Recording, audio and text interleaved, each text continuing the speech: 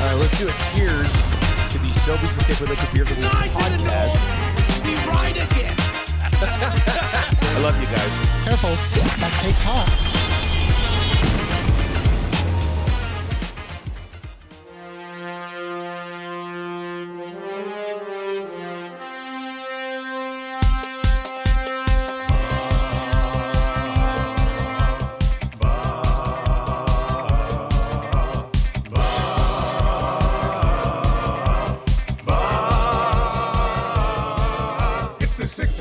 Check-in, come on, let's go. It's the AM Nasty Big Hello.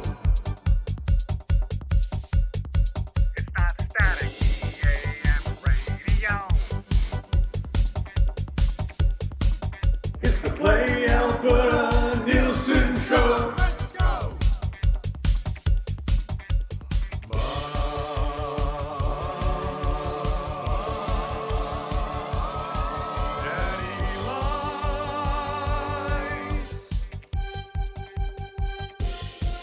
Everybody tuning in, even my wife. Mommy likes too. And those Macromala intros are cutting like a knife. Hey, it's Mitch texting in, he's your dealer for life. The cracker 6 o'clock, I'm logging with some sirloin bites.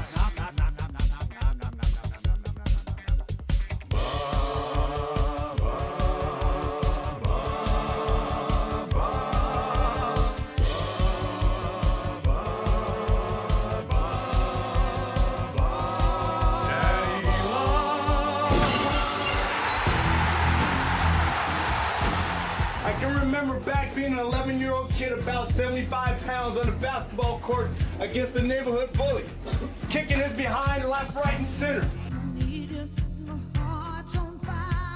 And when it was all said and done, he was a little bit upset, so he punched me in the mouth.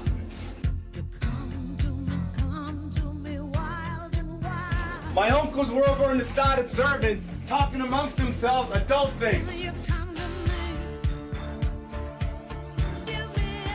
When he punched me in the mouth, I decided I'm running to my uncle. You know what he did? He pushed me back to him. I went back, he punched me in my mouth again. I ran to my uncle, looking for protection. Needing big bro to protect me. He pushed me back again. And you know what I did? I faced him in the eye. And I said, my uncle's not gonna help me. Now punch him in the face. And then I looked him in the eye and I said, then what? Now what? Now what?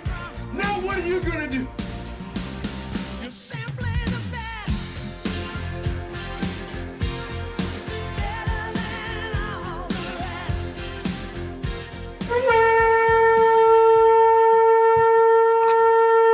608, Eustáquio!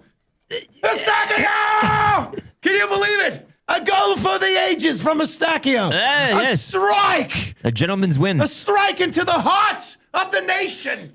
That was wild. Yeah. What are the odds of that? To quote at HockeyGuy199 on Twitter, it's soccer yawn.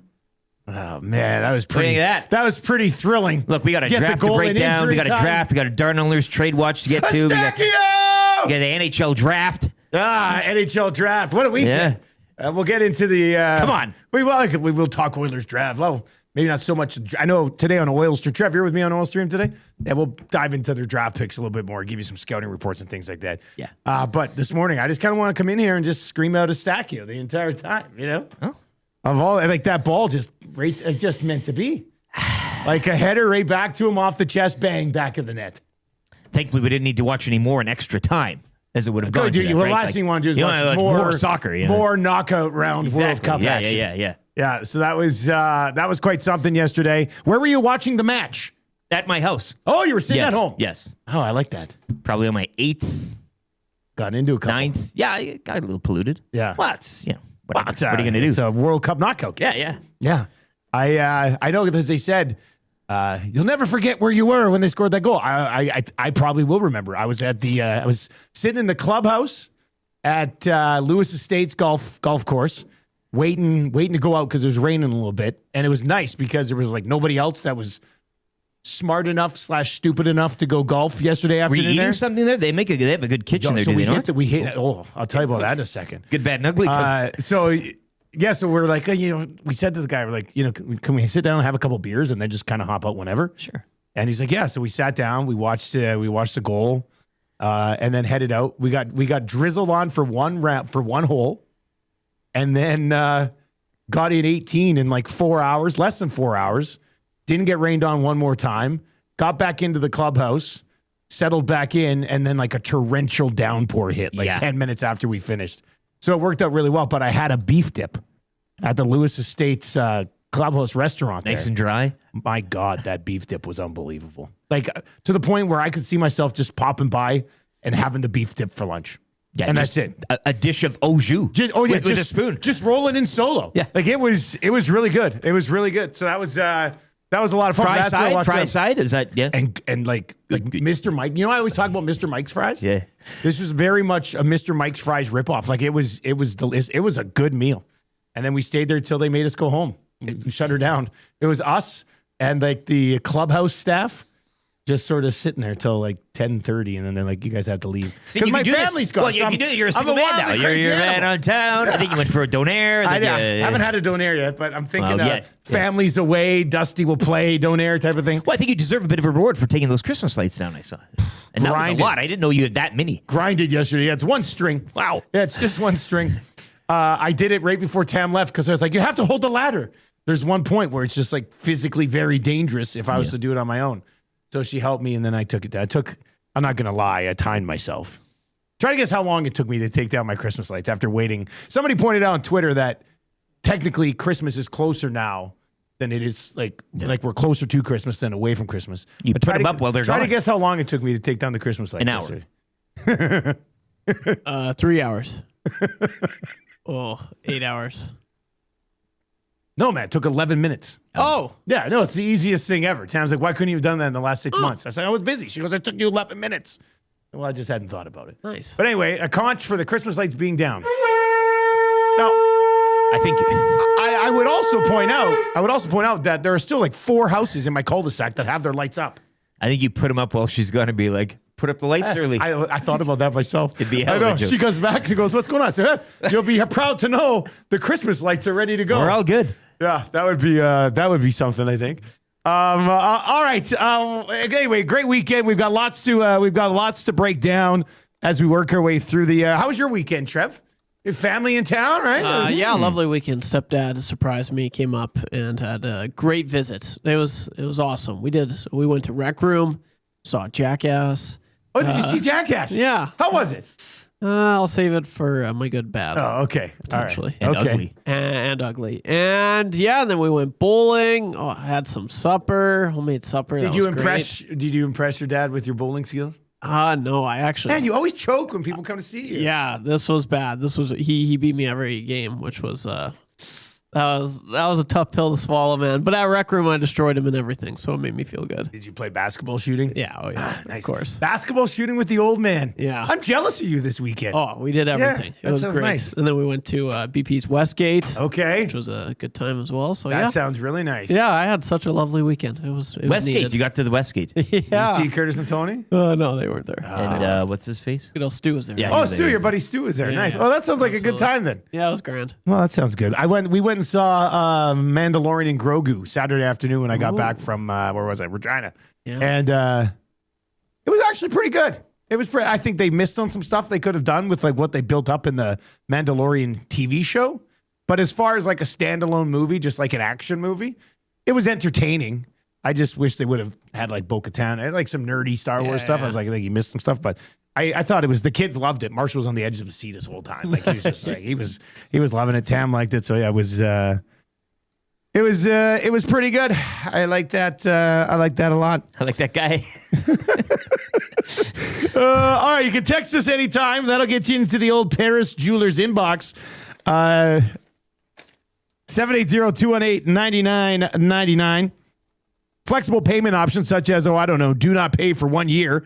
You can shop in stores. We're talking West Edmonton Mall, Kingsway, Londonderry, Sherwood Park Mall, St. Albert Center, and of course online at parisjewelers.com. They are Canadian. They are family owned. You want to get some of that bling, go get your hands on it. You can text us anytime, and that'll get you into the mix for the Royal Pizza text of the day as well. If you're listening over on 95.7 Cruise FM this morning, try to win that text of the day for Royal Pizza. They're still making it great with the best and freshest ingredients you'll find. Top-notch service for over 55 years. You can order online today at royalpizza.ca. Our suits sure look great. We are wearing our suits today. We're going to be wearing suits across all the shows today here at Edmonton Sports Talk. It's our final Modern Measure Monday. We've been doing this for the last 6 months. We've rotated through all the shows. They've gone down. Saw Jared and Richie. Got the suits. Now, I haven't seen your guys' suits. Because I think I was off when you guys had. That is a beautiful look. Let me feel this. It's like a smoking jacket. Yeah, that's a straight-up smoking jacket. Yeah. What'd you get on the inside? Well, it's like that Italian scene. Oh, I was going to say, that looks like your TV show you watch. Coronation Street. Well, kind of. What did I have on the inside? I just got like blue with some orange lines. And then I like this. They call it a little accent. It's like a blue stitching on where you would put like a poppy or something. You put a pin. Yeah, or you can put a pin in there. Trev, you went with the green. You look like you won the Masters. What's up, Scotty Scheffler? Yeah, it's not bad, eh? Yeah, you're looking good, Rory. I like it. I really do. No, you look pretty sharp too, my man. Thanks. So anyways, Hugh, if you're looking for a suit, you can pop into Modern Measure. Those guys will look after you. Our entire staff is looking pretty sharp today. It makes me feel, I don't know. And I wore a nice hat that matches a suit. Yeah, that's right. Is this not a great suit hat? They should sell the hat with the suit. They should sell this hat with the suit. Be a thing, I think it really matches very well. So yeah, I'm looking. You'll see. I'm looking forward to seeing all the boys' suits as we work our way through the day today. So yeah, it's been a good run for the last 6 months with the Modern Measure Monday. Went through all of the shows. Everybody got a suit, and the whole staff is looking great. Thanks to Jared and Richie down at Modern Measure. Let's lay the show out for you. We got your morning announcements we're going to dive into. We've got off-season. What off-season? What off-season? And Trev's trade of the day. We'll go there just after 6:30 today. Good, bad, and ugly from the weekend coming up before 7 o'clock. A couple texts that I want to get to as well. We'll get into that a little bit. Darren Dreger's going to join us. Quiet weekend for the Oilers, but honestly, you're a fool if you were really expecting anything else. They got no picks to work. Like it was. They got nothing to do. Yeah, they have nothing to do, and they had no picks. Yeah, so I didn't expect them to do anything, and I saw some people online being like, "Come on, Stan, do something." What's he going to do? Anyway, we'll get to that as we work our way through the show today. Play Alberta early bird bet of the day. We'll dive into that. That's so good for the Italian Center. That'll happen around 7:30. How about this on the Firehouse Subs hotline? Rod Smith, the voice. The booming voice of the Canadian Football League. He's going to join us. He did the touchdown Kelowna game. Yeah. And so we'll get his thoughts on that. And the game. voice of Kelsey's. And of course, the voice of Kelsey's original Roadhouse. He made the catch. You know, all these things. He's got a long resume.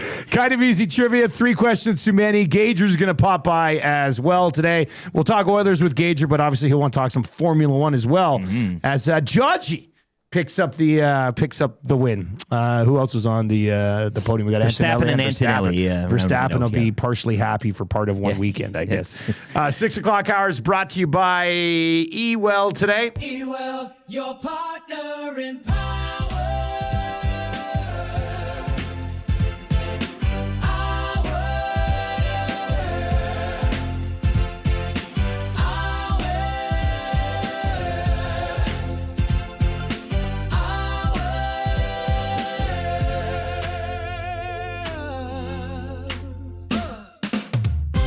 Six o'clock hour, as always, brought to you by eWell. They're your power place specialists. They've got the gear you need for your next electrical project. 3 Edmonton area locations, and of course, you can order online anytime. That's simple. That's the website, ewell.ca. eWell, your Edmonton-based partner in power and source for all things electrical. The full Jaunty texted in this morning at 3:45 a.m. That's an early one. Plus, I think he's actually on the. I know. That's like 2:35 Jaunty's time. He is West Coast, eh? But still, very good text. Sets the tone nicely for a possible Royal Pizza text of the day. Good morning, fellas. Justin Rankin, more like Justin Run King. Ooh. He's on fire today, isn't he? Ooh. More like Justin Run King because he runs the football and he runs it very well. Yeah, we had a couple of names. Friday's show with Dave Jameson talking about must have been Justin a banger. Rankin and The 3-0 double E. No, it's, Oh, that's crazy. I'm not isn't it? shocked. We're off to a pretty nice start in the Canadian Football League. 3 games this week. 3 of the 4 games go over 70 points, which is just, I mean, it's glorious. Nielson Show today and every day brought to you by Weiss Johnson. Weiss Johnson, whoa. Snag a new Train furnace. You'll get 15% off any additional mechanical system when you do it at the same time. You can toss in the air conditioner, heat pump, hot water tank, or the garage heater. 15% off plus no interest for 24 months. Visit wjsportstalk.com and book an estimate today. Yeah, what was the show like the morning after the Elks go into Winnipeg and come away with a 23-18 win? it was 5.5 for the spread early in the week, right? That went down to 3. I was still saying take the spread. And I did. That's a money line sprinkle. Yeah, and I think Thursday was Lock Shop with Zach. Was that the day? That was a legendary day with Zach. It's a one-off, but we were talking about it, and I was like, take the spread, and then he's like money line. I was like, but I was like, maybe. I was feeling it. Well, I was feeling bullish about it, and we go into, and then you go into the game, and it's Winnipeg. We win over the numbers. They hadn't won there in how many years? O'Shea coming off buys, et cetera, 16-3, all that stuff. And man, they left points on the field. Like they should have been up 30-0 at the half. Could have had probably a few more turnovers as well. Yeah. So they let Winnipeg get back into it. But as that game went on, you're kind of thinking, well, the Blue Bombers, they know how to win games like this and yada yada. But they come out with a W. It's a beautiful thing, looking good, and now playing a BC team that gives out points for fun. I mean, they'll have a new special teams coordinator. They fired their special teams coordinator, but it's their La-di-da. defense that sucks. Shuffling of the Titanic chairs there early in the season with the BC Lions. So Benavides has pictures, eh? definitely something to get to. I mean, they can't do anything defensively, like nothing defensively. Can't stop a nosebleed. Yeah. Let's get into your morning announcements here.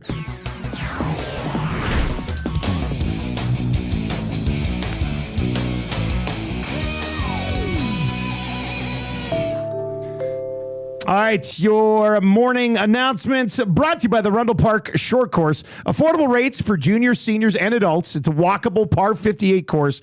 Great for a family-friendly atmosphere. Perfect for all skill levels, but ideal for shorter hitters or those of you who are just learning the game. Plus, you can snag a smash burger at Shorty's after the round. Check them out on Instagram at Rundle Park SC. Miranda in YYC says, morning, gents. Hockey fans bitching about soccer talk after a first-time ever round of 32 win in the World Cup, plus a phenomenal Austrian GP race, is so flipping Edmonton. Be better. What exactly can you say about the Edmonton Oilers? Another deep dive on a non-existent nurse trade? A psychological dive into Babcock tactics? Please. Yes. Sports is more than just hockey. No, it's not. This is not EHT. Yes. It's EST. Wow. Miranda in YYC. Miranda, a conch for you. My God, Miranda's coming in hot. Yeah, don't tempt us with another deep dive into a non-existent Darnell nurse trade. Yeah, I mean, Trev's probably going to give us one coming up around 6:30 Don't, anyway. So I wouldn't have to worry about it too much. Get the arm twisted here. Oh, that is funny. Timber Woodsman says, Dusty, you need to call all my Riders games. Great calls. So much excitement. Well, the good news for you, Timber Woodsman, is that the Riders play on Friday again this week. And good news for you, they're playing against Ottawa. So I will be there to call that one. That was just an easy game to broadcast. Like, that was a phenomenally entertaining football game. It's whole weekend of it in the Canadian football. Again. So the Elks pick up the win. The Elks are standalone in first right now. Yep. We'll get to that discussion as we work our way through the show today. Davis Alexander is now undefeated after coming off a loss. He's never lost after a loss. That's pretty impressive. That streak. That is, I mean, that's pretty impressive. It's very impressive. So you got that. Then the Argos go into Riderville, hang 40 on the ride. Now the Riders are missing some pretty key defenders, but still, I think the Argos are going to score 40 whenever the hell they want. The Argos are a fun team to watch. Chad Kelly's a fun player to watch. They are a fun team to watch. Some injuries on the Riders did leave. I don't know. It was a good game. They made a few mistakes, but close game. Things could have gone either way, but hell of a game probably to broadcast. It was a great game to broadcast. Yeah. Saw some friendly faces there as well. Yeah, a shout out to Conch to Piss Jug. He's always up in the press box in Regina. Came over, took a picture with Luke and I. Yeah, it was Chad Kelly. I don't know what the numbers are for MOP right now, but I think you might want to sprinkle Chad Kelly. Like, his coach has all the faith in him offensively. He plays for the Argonauts. He's got, he's already won one. He's got a really good receiving core. I mean, a lot of teams across the league do, but spreads the ball out. Coxie, Polk, this Tyler Common, who has 4 touchdowns in his first 3 CFL games, Kevin Mittal, the Canadian, and then Ungerer's like this little grinder on the other side, across from Coxie. Chad Kelly's not afraid to take shots, and there'll be some turnovers along the way. But, I mean, their offense is absolutely... I've done 3 Argos games already for some reason, and Toronto's offense is incredible. And an identifiable run game now to help him out, too. I think Hicks is, Hicks is going to be some good much better than it was last year. Yeah. Last year, they averaged 51 yards per game on the ground, which had to have been the lowest total in like 30 years in the CFL. This year, they're averaging like 91 yards per game on the ground, and Hicks busted one off for 61 early in that game. So, and then Calgary goes into Kelowna, beats the Lions 41-33. Vernon Adams, 3 touchdown passes, no turnovers in that one for him. That was a good day for my Cavis Reed Fantasy Football League of Adult Things team. I got VA quarterback. So he ended up getting it done. The BC Lions, who were thought by many, myself included, to be a Grey Cup favorite this year. Still think they can be. Yeah, but they got to figure it out. They do. They got to figure it out defensively, season. Man. You cannot give up 40 points per game, for goodness sakes. Well, if you can score more than 40. Yeah, but when you only score 33 or 34, what are you going to do? And then Montreal, Ottawa. Montreal was in full control. And then Ottawa, Jake Mayer just went off in the second half of this football game last night. Playing for his job. Pretty much. I mean, he's probably going to lose it no matter what. Yeah. I think MBT will probably take that thing over. So if you look at the Elks, they get BC, who's 0-3. Oh, yeah. Now, it would be very much a CFL thing for the 0-3 team to beat a 3-1 team. And at Kelowna, you don't want to drop both of those. Maybe the pressure would be on a bit, but... Looked like a good time in Kelowna. We'll get to that with Rod Smith when he joins us. Good, bad, and ugly. Well, is there an expansion? Is there expansion team in the Okanagan? Let's pump. But you only need 9 games, right? Know, you only have to put 20,000 in 9 times. Like, oh, wow. I know it's and why aren't the Argonauts doing this? Go to Guelph. There's more than enough centers around there. I don't know why the logistics didn't happen, but... well, I think probably because Lions ownership is more thoughtful in a lot of these things. But so they get BC, then they get an Ottawa team that is winless too. So I know Awanek called a 4-1 start, and I thought he was absolutely insane. No. It's kind of looking like that now. 68 points allowed. Could be a 5 over 3 games. Yeah, and when you look at the scoring in and a high scoring league, man. That's been pretty impressive so far. We're going to get to that. We got our That's a Good for Italian Center coming up just after 7 o'clock today. On the Oilers front, we're going to get into it with off-season coming up next year. They miss out on Kosa, which they'd been working on for like a year, but they legitimately just didn't have the draft pick to get it done as Kosa moves to the Mammoth for a first.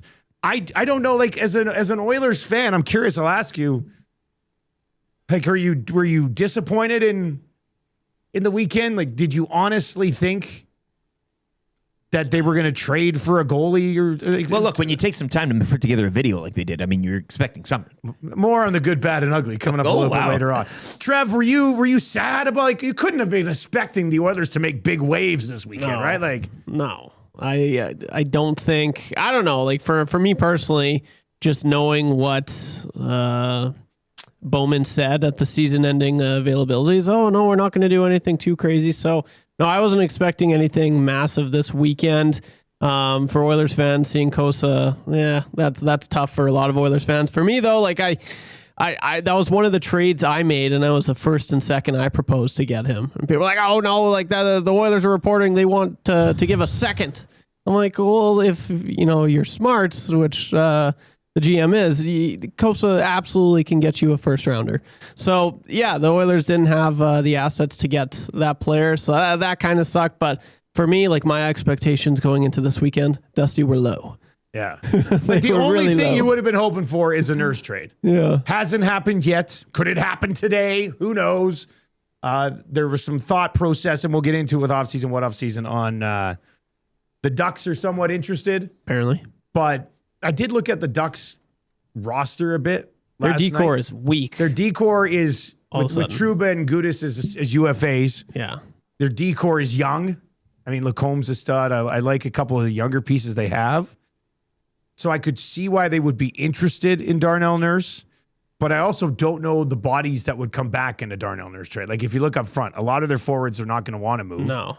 And then So anyone. I think it's probably would have to just be picks, maybe. Yeah, that's what I'm thinking. Because you wouldn't really want anyone on the blue line. Like they're No, they're not going to move. They can't move any They can't. defensemen. And up front, I saw Vetrano, and I was like, oh, that's interesting. But then you know what I looked at? He's got trade protection. You know how many teams are on his trade list? all of them. No, 7. Oh. Do you know why there would be 7 teams on his trade list? Yes, I would. How many teams are there in Canada? Boom. 7. Frank Vetrano has a no Canada trade list. So he would have to waive something if they were looking at that. Yeah. So I don't know. We'll see how it plays out on that front. But yes, a super quiet weekend from the others. But I don't think anybody should be surprised. No. So disappointed. Yes, they were on the clock on Saturday. Yeah. So we'll get into that a bit. I'm interested to see where you're going to go for the trade of the day today. Don't be that interested. No. I've done coming right down to the wire. I've done 30 now. I like the people that I want to trade for. They've all been traded. It doesn't make sense why I'm trading for these guys. This is where you earn your money, Trev. I know. That's what I'm like. Anybody can come up with 30 trades. Like, but can you come up with a 31st? You're on the clock. I'm like looking. I'm like, damn it, he was traded. Or he's not signed. So it's tricky. But yeah, we'll see what. All right. Bones texts in and says a second rounder with 0 retained would be fine. What say you, people? Would you trade Darnell Nurse for a second, and then that's it? No retention. It's just you get a second rounder, and you get all of 9.25 off the books. Then you got to find a way to use that money in a free agency class that's weak. I might say there's not many defensemen that would actually be above Nurse if they were all on the open market. Where's that miss? So we'll. I got it. Well, yeah, Trev's got the. He's got the mid right now. This text says, I think you need to get a warm body. I would agree with that, but we'll see where this thing goes. I think in general. Text. Just in general. We all it need is a a little warm chilly body. out this morning. Right. All right, we got off-season. What off-season coming up? If What you're listening on off-season? 95.7 Cruise FM, static-free all morning. Tell your friends. It's easy to hop on over to 95.7. We're gonna have a couple minutes commercials, quick traffic update. Then we'll be back with you. If you're watching over on YouTube today, hammer the thumbs up for us. Look how good we look in our suits from Modern Measure here on a Modern Measure Monday, right? Thumbs up for Suit Boys. And we got a sports update with Lieutenant Eric, brought to you by Paramount Flooring. Are you ready to treat your feet? Visit them in store at 10707 184th Street on the West End or online at paramountflooring.ca.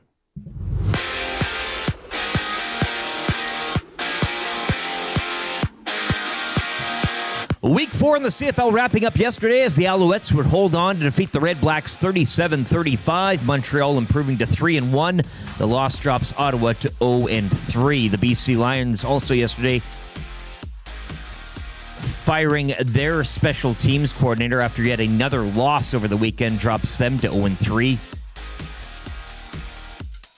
As Corey McDermott is shown the door in BC.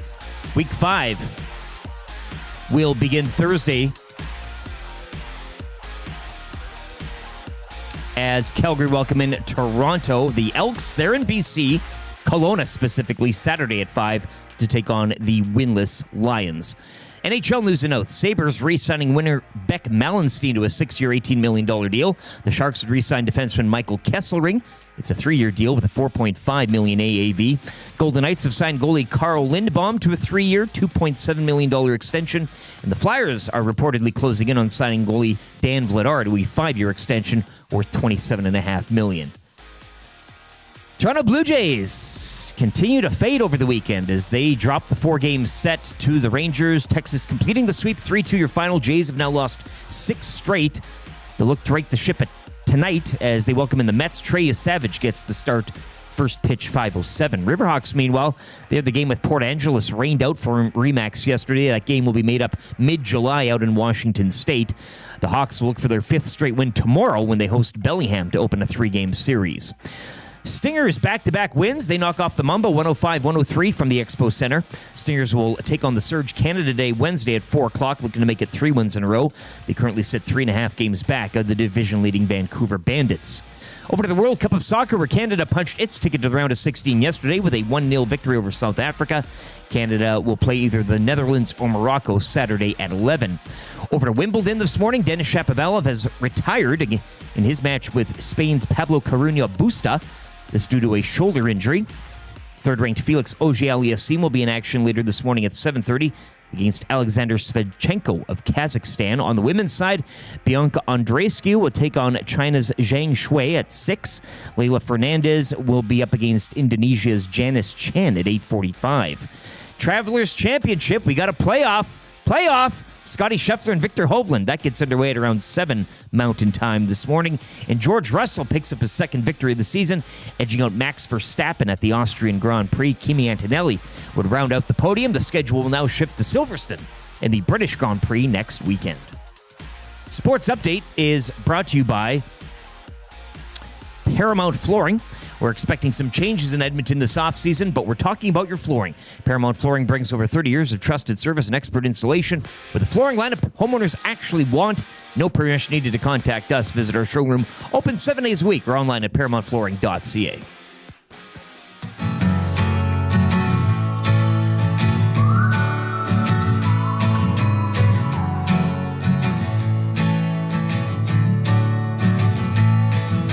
The Nasty Bash was awesome, so let's remember it with this song. The EST on Corey B, tattoos still looking strong. 6:30 it wasn't working, so old Smash said so long. AM Nasty C and Frazier yelling, turn your headlights on. 1, here comes the 2 to the 3 to the 4. Tommy met a new girl heading out the door. No homology stripping, his shirt just hit the floor. Oh my, good lord. Someone poured me birdie booze on a shot ski. Now you know Reed Wilkins was a mystery. X-Ray J's pants got a little pissy. Everybody at the bash was a nasty. Everybody at the bash was a nasty. Everybody at the bash was a nasty. 6 o'clockers right and left. Let me pour it on your head. Moment we won't soon forget. Hey Norm, Fergie's back perhaps let us in. Made the last table again. Wrote it out till 2 a.m. Oh Lord. 1, here comes the 2 to the 3 to the 4. 6:37 on the Nielson Show. What's up? Thank you very much for being here today. Nasty Bash 4. Saturday, July 25th, St. Albert Rugby Club. Save the date. Join us for a time unlike any other. It's gonna be a fun evening. Bring your jock if you need one.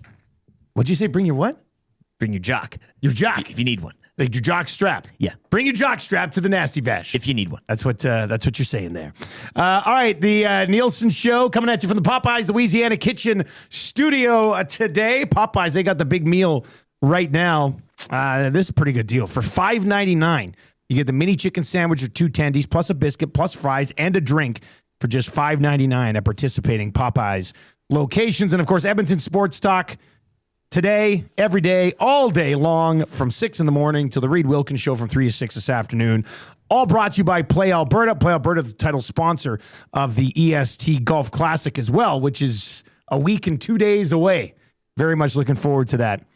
Remember, when you bet with Play Alberta, you give back to Alberta. It's the only app in the province that puts all revenue directly back into supporting programs and services that Albertans rely on every single day. Visit playalberta.ca/EST to learn more. That's playalberta.ca/EST. Must be 18 plus to play. If you gamble, use your game sense. Couple quick text messages I want to get to. Slammin' Salmon texted in around 5:40 this morning with a photo of himself and his daughter in the Apple Bowl in Kelowna at the game yesterday. Wow. That looks like a good time.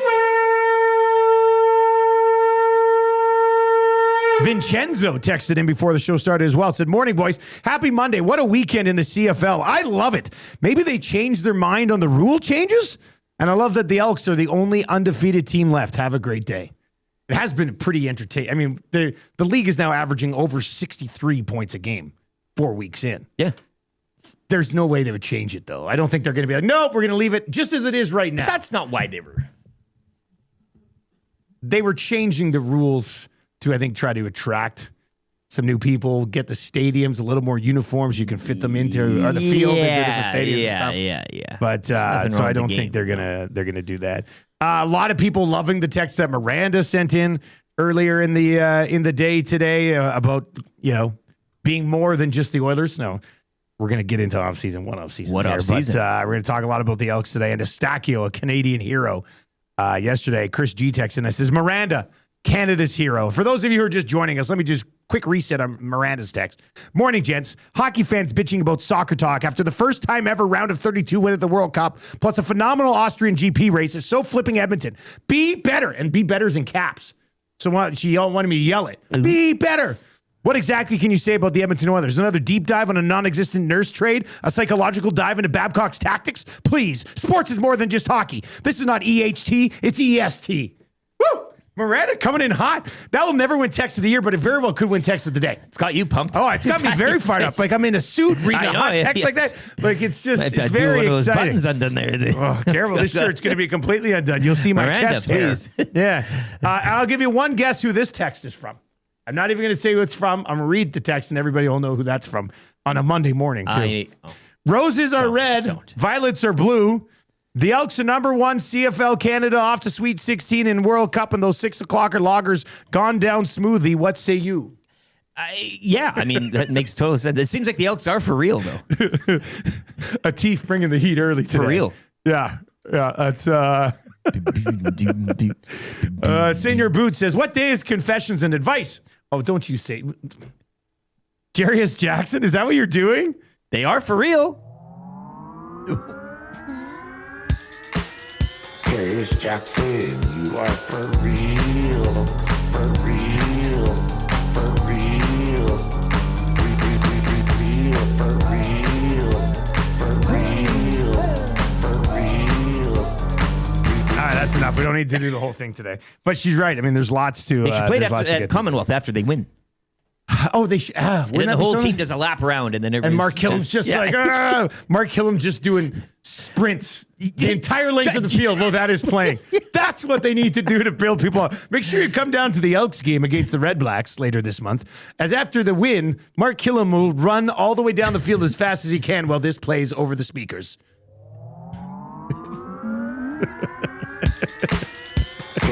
All right. Anyway, very good text as well. I love this one. Timber Woodsman says, another great VIP golf show. It got me so fired up, I went and played Riverside. Was eaten alive until hole 5. Then it poured on me the rest of the 9 holes. That sums up golf for the most part this season. I shot 94, which is like pretty solid for me. I've been actually my last 6 rounds that I played on my own have all been in the 90s, which is good. I haven't broken over 100 like in the last month. So it was pretty good. Mosquitoes are bad everywhere. Like at Lewis, as soon as you went to the long stuff, it was just like, what are you going to do? You can't fight. You should wear a net over your. I should have wore a full-blown mosquito net. A beekeeper's, just for some reason. Like just a whole. All right. Let's get into it. We are going to talk some Oilers. We got Dreger coming up as well. Good, bad, and ugly from the weekend. We'll dive into some other things around the world of sports there, but we do have, of course, our daily segment here in the off season. What off season? It is off season. What off season? You don't need a reason to keep people pleasing, treason, reason, keys and sneezing. It's off season. What off season? It's off season. What off season? It's off season, what off season? It's off season, what off season? It's off season, what off season? It's off season, what off season? Trade of the day. Trade of the day. YouTube Trev gets his way. Off season. What off season? Brought to you by GCL Diesel, providers of the best diesel engine components around, from turbochargers to injectors, fuel pumps to sensors. They're the critical engine component experts, proud to serve Edmonton and the Northern Alberta area for over 50 years. As far as off season, what off season? I see RCN over in the chat being like, something may be going down today. So who knows? Well, then he also said it's the Taylor Hall trade anniversary. Maybe that's what he meant. A 1-for-1. That was his. I wouldn't put it past our. A 1-for-1, a deep dive. All right, let's bring in Trev. If you are listening on 95.7 today, you wouldn't see this, but we are all wearing our suits from Modern Measure today for the final Modern Measure of the month. Trev, yours looks good. Thanks, man. You feel like a fancy. Do you feel better coming up with your trade wearing a suit jacket? No, I don't think would. so. That's yeah. No, I don't think so. I'm liking this so much today. I might wear a suit tomorrow as well. Really? Well, it's a very comfortable suit. Yeah, I've had a few suits from Modern Measure over the day, and I don't know. I feel. I guess this is how most people probably feel, but I feel way more professional in a suit. Yes. You know, like I feel So like do I I. get stuff done today. You know, Makes the man. the suit makes the man. Yeah. Yeah. What do they say? Walk it and talk it. All right. If you Like got talk it, walk it, flaunt it. Rick talk it. Something along those lines. All right, Trev. What do you got? What do you got cooking today, buddy? So I believe this is my 36th trade that I've done.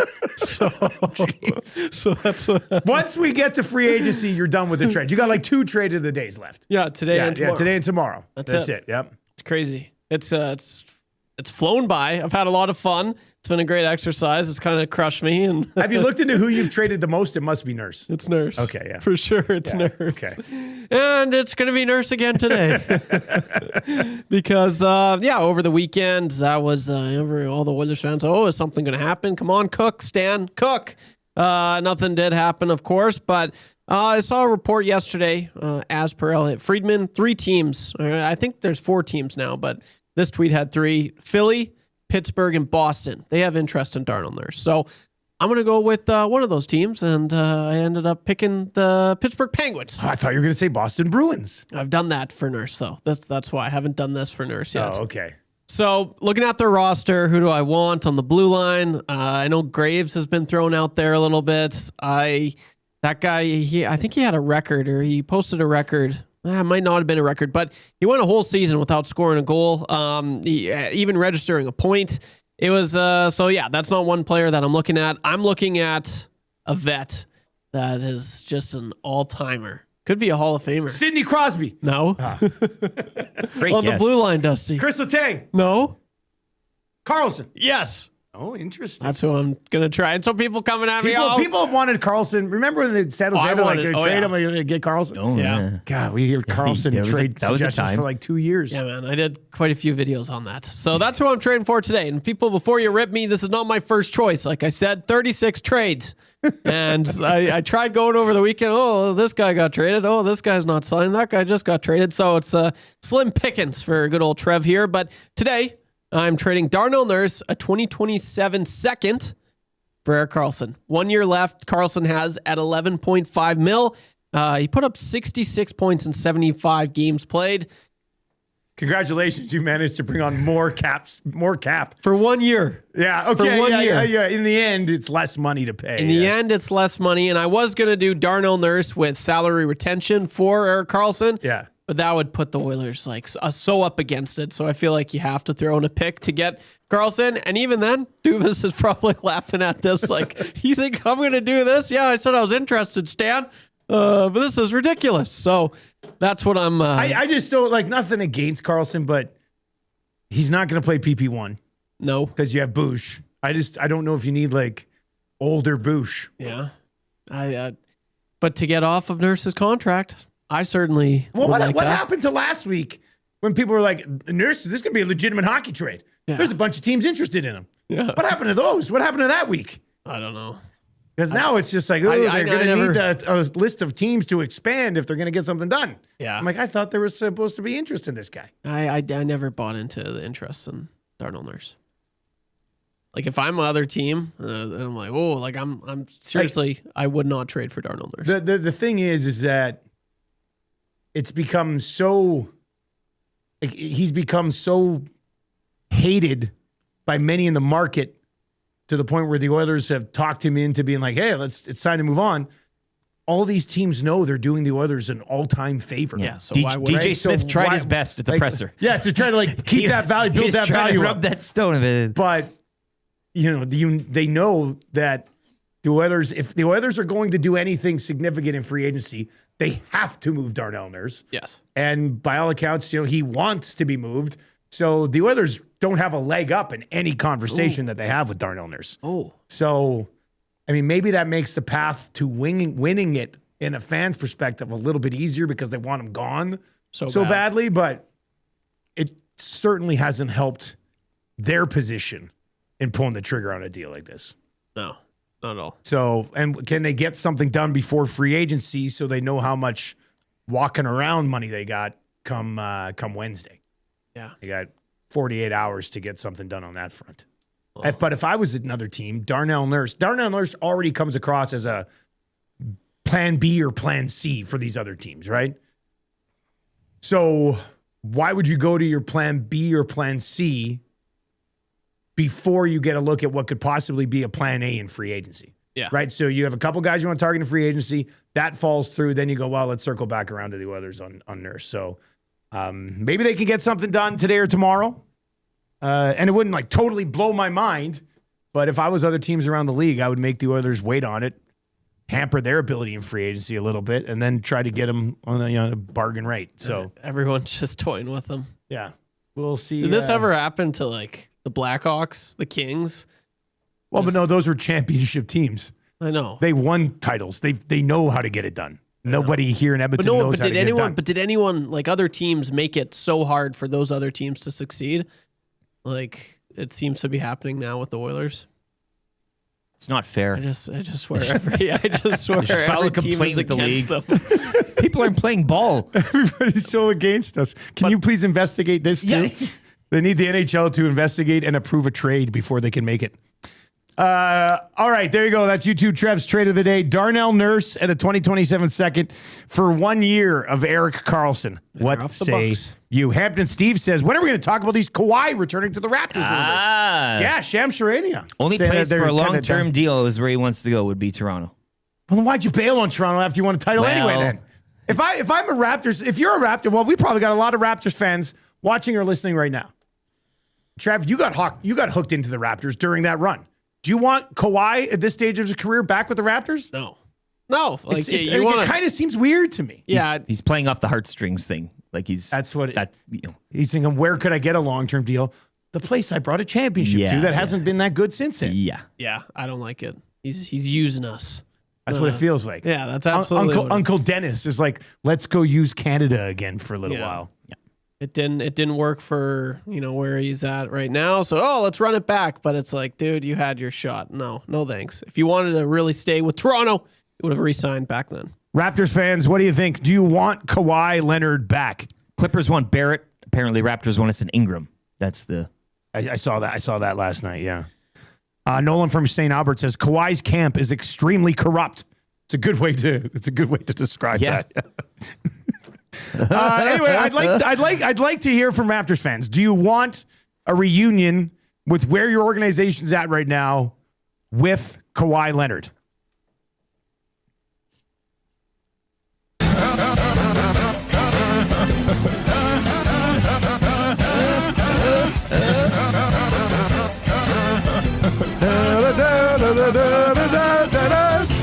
All right. Let's get into the good, bad, and ugly from the weekend. What was your good, Rick? Touchdown Kelowna. Yeah, you liked what you saw? Like a good vibe there? It's effing awesome to watch. It looked pretty cool. You're looking around, the beer garden's just packed, deep. People all... Yeah. And everybody, it's... I don't know. It's something they don't get all the time. So you could tell people were really into it, paying attention. There's not a lot of other stuff going around there. I mean, it's a football stadium. That's it. They had some temporary stuff there. Field looked good. Everything looked good. Weather was nice. It was a treat. And I think it kind of, not only in CFL circles, but football circles along this continent kind of made some waves. And so it was nice. It was nice to see. Let me throw a good game. Here's the most wild idea for an expansion team. You get a 10th team, you call them Canada's team, and they play 9 different games in 9 remote locations across the country every year. Yeah. They're in Kelowna once. They sold out 20,000. Canada CFLers. They go. Don't hate that. Right? They go out east. They play in Victoria once. And they just, the Roamers or something like that. Yeah. And they play 9 games, and each location sells out 22,000 seats. Yeah. And the best one gets the playoff game. Yeah, whatever. whoever, Yeah, whichever one's viewed as the best gets a playoff game. Stretching a little bit there. Yeah, but, it was good to see. And now the Elks, the only problem is the second of two, right? That the Elks will be visiting. Yeah. So we'll see. They're going to want run it that back win. again. I mean, if they pack like 20,000 in there twice, that's pretty good. It's good and to it looked see. like a pretty fun time. Yeah. Trev, what's your good from the weekend? I'm gonna go with the Beebs drafting McKenna. Yo, you were all for that, eh? I was like, yes, that was terrific. I love how authentic it was. Like he had to double. Like he didn't know. He kind of was like, we're drafting McKenna, right? Yeah. And Bettman's like, yes. I feel like that's something that I would do. I know absolutely I would do that. And I just, I loved it. Beebs is just the greatest, and that was just so humble. He just was so happy. I like that. I really did. That was a good touch. Wow, that's nice. Isn't that beautiful? My good was actually getting a round in of golf yesterday without getting rained on. Yeah, that is like good. that was. We must have picked the only 4-hour window to golf in, like the whole weekend that you actually got it in. And I was golfing with one of the guys who's on my top 5 list of guys I'd like to spend more time with. Beautiful. So it worked out. It worked out very well. And yesterday. the beef dip. And the beef dip was unbelievable at the Lewis Estates. What's the name of the restaurant there? I know people pop by there for lunch. Yeah, It's really I just good. I went can't there remember to the eat name before. of it. I did even Well, yeah, I think a lot of people do. Really that it was good. it was good. What's your bad from the weekend?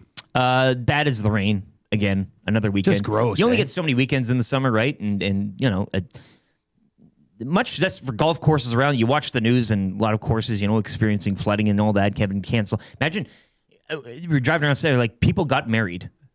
Like people planned this weekend. People planned a wedding for the. Hopefully they had an indoor But option. you're just like, man, Yeah. like come on. So the rain. Riverhawks got rained out yesterday. They're on a bit of a heater as well. They've won 4 in a row. They're back in action tomorrow, weather permitted. But yeah, it's got to be the rain. How long can this last for? Like this has been going on for a month. It's enough. Like at some point, it's got to be cleared up by July 8th. EST Golf Classic. Well, I took a look on the 14-day. Yeah, I Now- saw now it's it's supposed to be sunny the day before. 21 degrees, feeling like 22. It Wheelhouse. says. It says a low chance of shower in the morning, then mainly sunny in the afternoon. That's right now. But that's gonna. It's 2 weeks. Well, it's 10 days from now. We'll see. We'll see. Fingers crossed. Trev, what's your bad from the weekend? Yeah, I've got 2 here, but I think you might be saying one. So I'll, okay.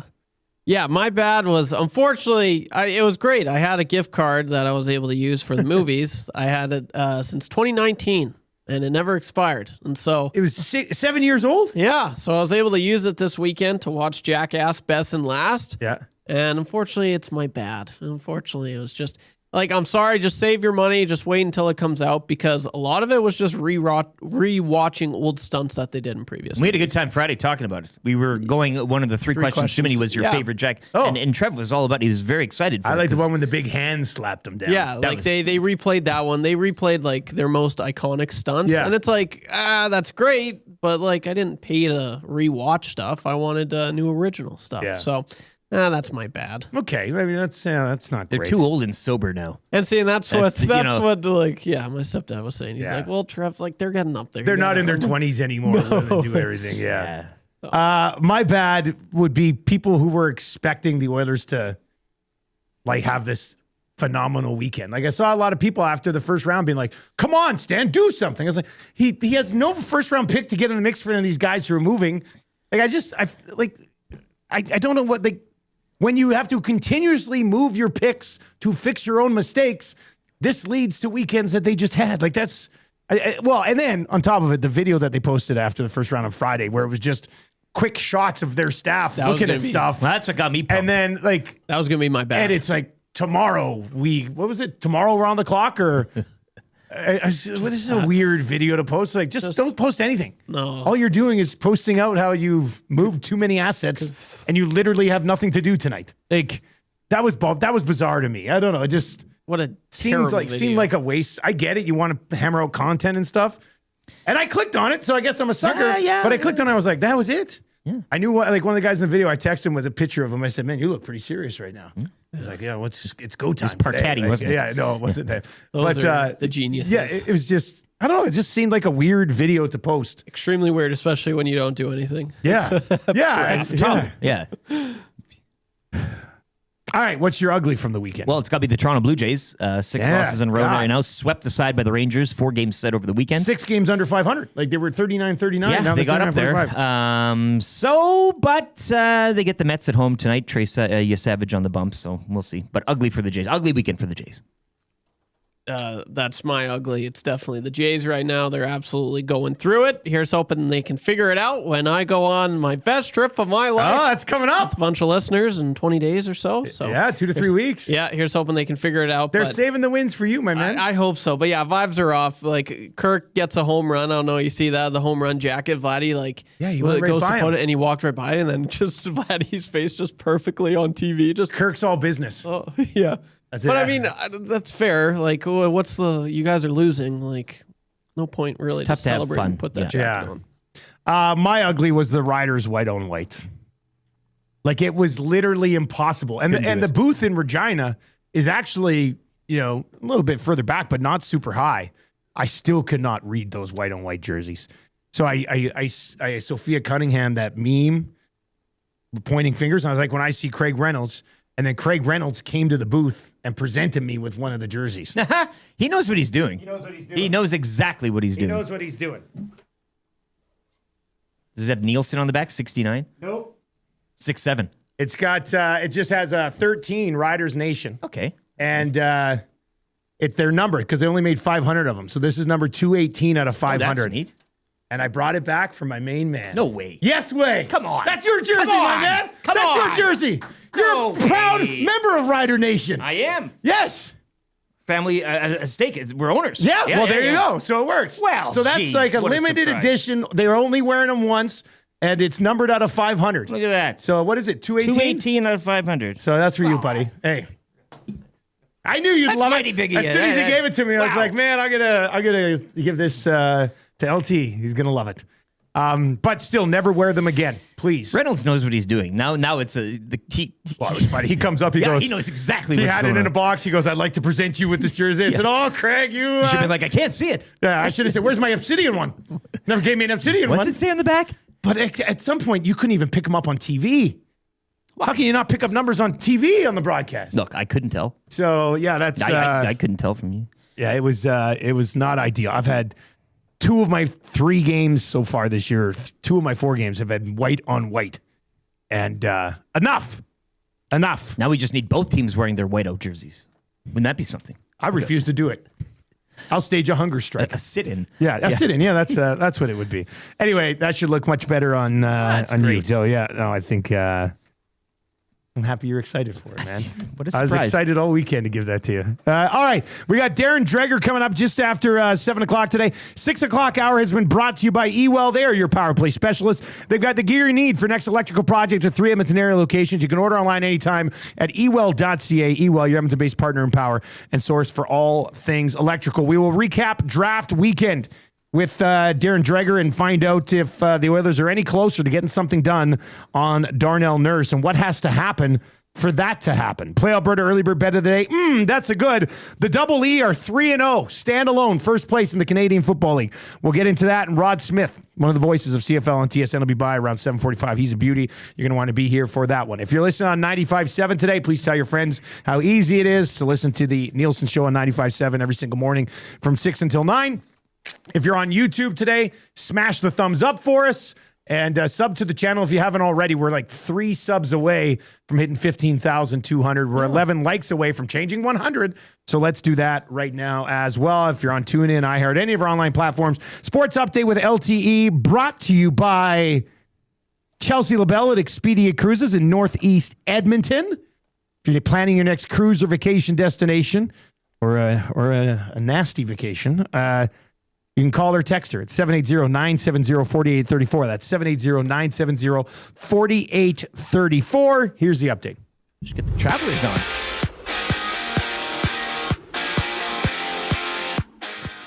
Week 4 in the CFL wrapping up last night. It was the Alouettes holding on to defeat the Red Blacks 37-35. Montreal improving to 3-1. The loss drops Ottawa to 0-3. Speaking of 0-3, the BC Lions firing special teams coordinator Corey McDermott yesterday as well. Week 5 will kick off Thursday from Calgary between the Stamps and Argos. The 3-0 Elks, they're back on the field. 5 o'clock Saturday out in Kelowna when they take on the 0-3 BC Lions. NHL news and notes, Sabres re-signing winger Beck Mallenstein to his 6-year, $18 million extension. Sharks re-signing defenseman Michael Kesselring. It's a 3-year deal, carries with it a $4.5 million AAV. Golden Knights signing goalie Carl Lindbaum to a 3-year, $2.7 million extension. And the Flyers are reportedly closing in on signing goalie Dan Vladar to a 5-year extension worth $27.5 million. Jays' struggles continue yesterday. They drop the series conclusion to the Rangers 3-2. Texas completing the 4-game sweep. Jays have lost 6 straight. They'll look to right the ship tonight when they host the Mets. Trey Savage starts, first pitch 5:07. Riverhawks and Port Angeles rained out from Remax yesterday as that game will be made up mid-July out in Washington State. The Hawks will look for their 5th straight win tomorrow when they welcome in the Bellingham Bells to kick off a 3-game series. Stingers picking up another win, 105-103 over the Saskatoon Mamba down at the Expo Center. The Stingers will welcome in the Surge Canada Day Wednesday at 4, looking to make it 3 wins in a row. They're currently 3.5 games back of the division-leading Vancouver Bandits. Over to the World Cup of Soccer, Canada punching its ticket to the round of 16 with a 1-0 victory over South Africa. Canada will face either the Netherlands or Morocco Saturday at 11. Opening round action from Wimbledon, Denis Shapovalov forced to retire this morning against Spain's Pablo Carreño Busta due to a shoulder injury. Felix Auger-Aliassime, he'll be in action later this morning at 7:30 against Alexander Shevchenko of Kazakhstan. On the women's side, Bianca Andreescu will face Zhuang Shui of China. That gets underway at 7:45. Leylah Fernandez, meanwhile, she'll take on Janice Chen of Indonesia at 8:45. Travelers Championship, we got it going here. It's a playoff. Scotty Scheffler and Victor Hovland, that is underway right now. And over to Formula One, George Russell picking up a 2nd victory of the campaign, edging out Max Verstappen at the Austrian Grand Prix. Kimi Antonelli would round out the podium. The schedule will shift to Silverstone in the British Grand Prix next weekend. Sports Update brought to you by Expedia Cruises. Join YouTube Trev for the best trip of his life, a weekend of Blue Jays baseball in Toronto, July 17 to 19, when they take on the AL Central leading Chicago White Sox. Contact Chelsea LaBelle at Expedia Cruises Northeast Edmonton to get on the waiting list today. Call or text 780-970-4834. This is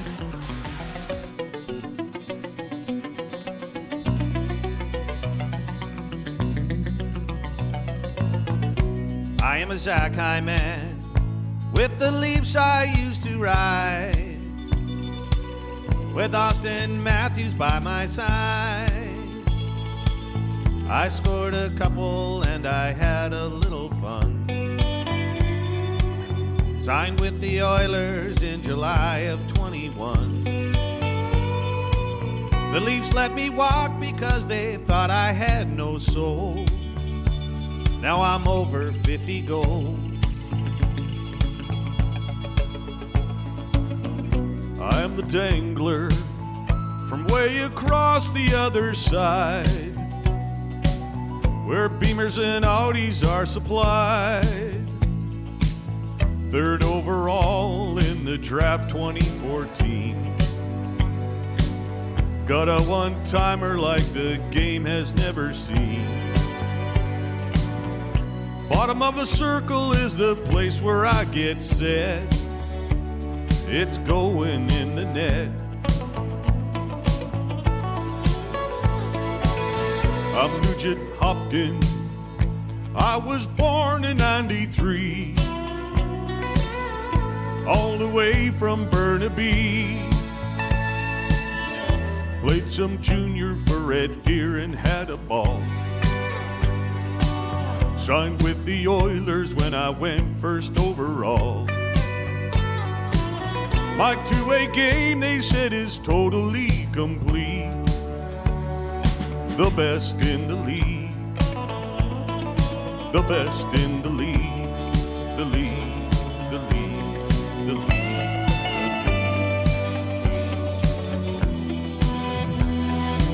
7:08 on the Nielson Show. Thank you very much for being here today. Nielson Show songs like that one brought to you by Sport Ball. Spring and summer, perfect time to get your kids active, try new sports, and build confidence. Multi-sport programs introduce soccer, baseball, basketball, football, and more. Focus on fun first, no pressure, just play and learning.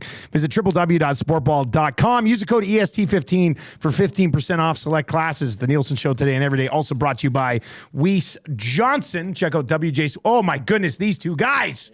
Scotty Scheffler throws a dart. Victor. And then Vic Hovland almost puts it in the exact same spot. So they got 2 very makeable putts to start this sudden death playoff at the Travelers Championship with birdies. 2 phenomenal shots from these guys. I thought Scheffler had basically given the final nail Well, he in the took long coffin, enough. but Vic came back and dropped one like maybe 3 feet beyond where Scotty's at right now. More Monday morning sudden death playoff golf. I'll never forget JJ Spawn exactly. at the old office. I We were love it. watching JJ Spawn pick up the dub in the playoff. Anyway, we got playoff golf that we're going to keep following along here as well. The 7 o'clock hour of the Nielson Show is brought to you by GameSense. When gambling, set a budget before you play. Stay informed. Visit GameSenseAB.ca to learn how. Remember, if you gamble, use your GameSense. We'll get to your Play Alberta early bird bet of the day coming up. That's a good for the Italian Center just after 7:30. And one of the voices of the CFL and TSN, Rod Smith, is going to join us to recap the weekend as well here in hour number 2. You can text us anytime in the Paris Jewelers inbox. One of your text messages will take home the Royal Pizza text of the day. Dreger is our GS Construction Hockey Insider for more than 5 decades. GS has been proud to serve our community. Once again, they are hiring now. They're looking for experienced top men, pipe layers, and operators. Visit gsconstruction.ca and click on careers to find out more. If you're looking to freshen up your career, no better place to do it than with Sam and his crew over at GS Construction. All right. Lots to get to, not necessarily Oilers related. We're going to start with the Oilers, obviously, but the draft in behind us, and Darren Dreger joins us on the Firehouse Subs hotline. Dreg, happy Monday. How you doing post-draft weekend? I'm doing okay, but my worlds are being pulled apart here. So how about a little show and tell on the show there this morning? You guys ready for this? What is I don't know if I can hold it up. Look at other way. Yep. What is that? Wow, the light is like reflecting off it. That is, that's a hailstone. Whoa! Seriously? Yeah, you can't see it because of the light, but I'll text it to you. What's that, like a baseball size? Yeah, I mean, pretty close. It's in the hand. The woman who took the picture is holding it. Yeah, and the size of the hailstone is from the tip of her fingers, to the start of her palm. So. Yeah, in the vicinity of a baseball. That hit my my cabin area, Prairie Lake Lodge in Manitoba yesterday. So there were tornadoes apparently coming up the other side. Yes. Bossburn, you probably saw the video of that. That's not that far from me. And then this crazy hailstorm that went through. I mean, the weather out there there've been biblical swings. It's like outrageous. So anyway, I was looking forward to tomatoes and cucumbers, but I don't think it's going to be there when we get there on Sunday. Yeah, it's gone. Well, we just had like the wettest June in the history of Edmonton. And we've had like rainstorms basically every day, but nothing like they're getting in Manitoba. Winnipeg today's supposed to get a big dump? Really? Yeah, because I think Huss tweeted out the video of that tornado, and that looked like something out of a movie. It was like massive.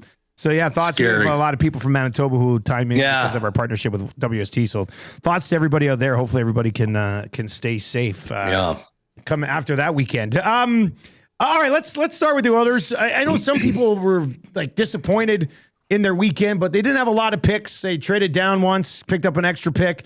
So the real conversation here, though, is with free agency right around the corner, what's the latest on Darnell Nurse? And Dregs, how important is it, do you think, that they get that contract off the books before July 1st?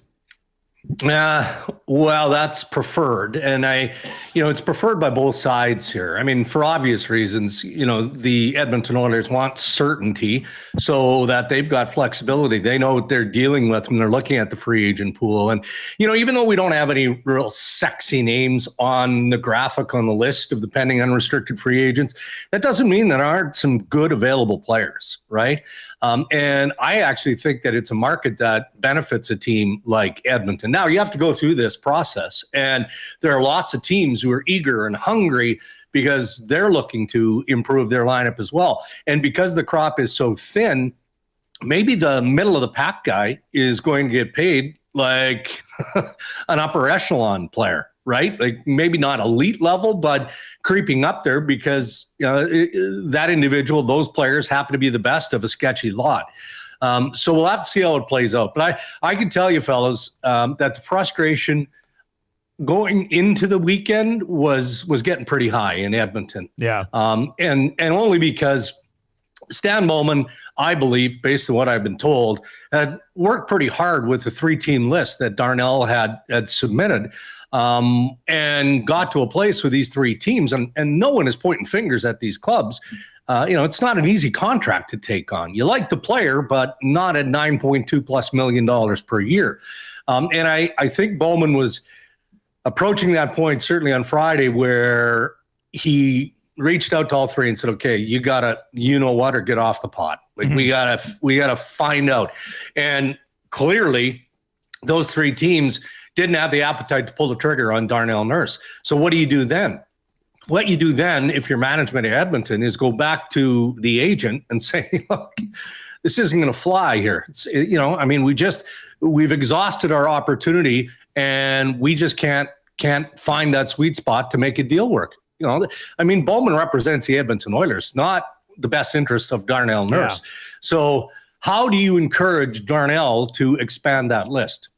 And I'm not so sure how they're going to do that. And maybe it's already happened. I checked, and they're trying to keep a tight lid on this, as tight as they possibly can, to avoid more of a circus. But to your point, Dusty, it's reaching that area of desperation, I would think, because the idea of bringing Darnell back doesn't make any sense. That's going to be a tough. That's going to be a tough thing to handle if you all of a sudden have to go. Couldn't find a suitor for you. Yeah, you're coming back. Like, really, that's an awkward conversation for sure. I know there's been some thought process on the Ducks. If he was willing to expand his list to the Ducks, they're losing a couple of defensemen. Maybe they would be interested in it. I'm not sure if he'd be willing to do that. But I think it is safe to say that, like, the Oilers want to move Nurse so that they can go after some Plan A guys, but Darnell Nurse is essentially a Plan B or a Plan C for a team that might miss out on something in free agency. Is that not how we would have to view him at this point? I think so. And every other day there's another defenseman that seemingly hits the market. Yeah. Like Darnell Nurse isn't in the same conversation as Zach Werenski, obviously. But you've got the John Carlson trade. His rights go to Carolina. If Carolina doesn't get a deal done, they wanted to jump the queue, but Carolina is one of those teams that is in on Werenski. So Carlson is probably their Plan B. And if he goes to free agency, well, then you look at what possibilities might exist around the league. Tampa Bay made the move to send Darren Radish to the Toronto Maple Leafs. Well, they did that because they believed that there was a cheaper version of Darren Radish available to them, whether it's John Carlson or someone else. Morgan Riley submitted his list of 4 teams, West-based, but it also sounds that, at least in Morgan's case, there's a little bit more flexibility. So go down the list from all these potential players in play. Dallas is looking at Zach Werenski, and there's a sense that maybe they're willing to use Thomas Harley as a chip if you're getting into that conversation. So the market isn't as weak with available defensemen as maybe it was at the time Darnell Nurse submitted that 3-team list, right? So unfortunately for him, unless somebody comes out of the woodwork, he's probably stuck somewhere in the middle or lower end of that trade conversation.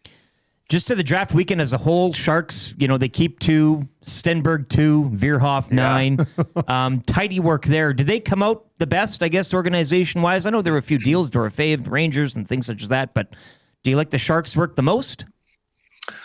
Up there for sure. I look at Buffalo too, though, here, guys. And the lead up, the trades that Buffalo made in sending Tuck out, and obviously the Bo Byram trade where Jarmo Kekalainen acquired the 4th pick overall.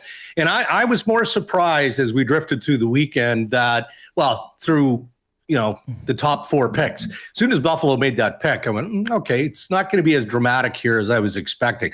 I was almost positive that 4 spot was going to get moved. And I wouldn't have bet my house on it, but sure sounded and looked like Winnipeg and the Buffalo Sabres were closing in on something with Connor Hellebuck, and they just couldn't get it done. So every year we, leading up to the draft, talk about, hey, is the 1st pick overall actually in play? Okay, what about 2? What about 3? You go through the top 10 picks.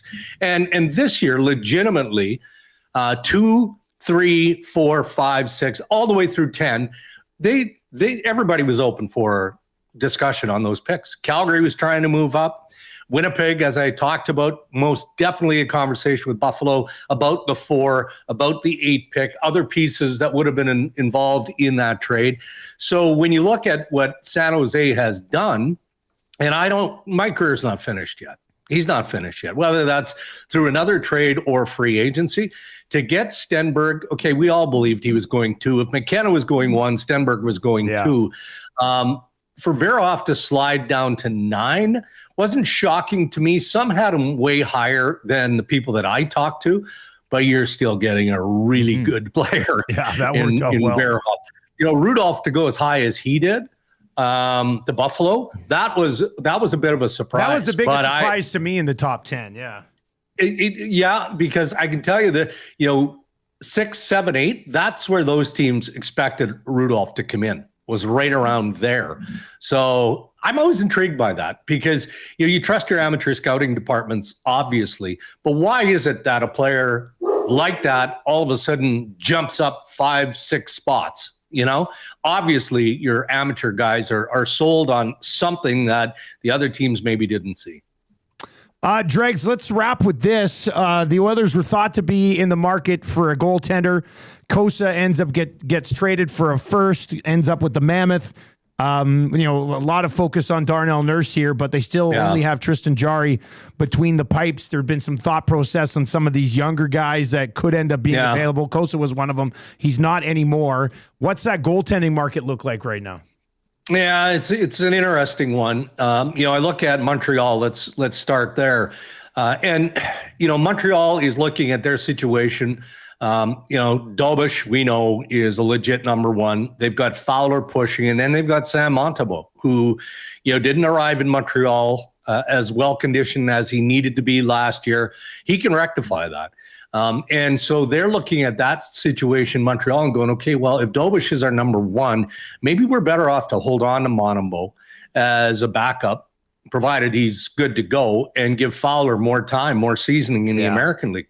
Now, if they change their thinking on that, when it comes to goaltending, don't you kind of bet on the upside of a player? I think of Freddie Anderson of the Carolina Hurricanes, right? Like, what if Sam Montembeault invests and physically just dialed in this offseason, and he shows up in camp and he returns to form?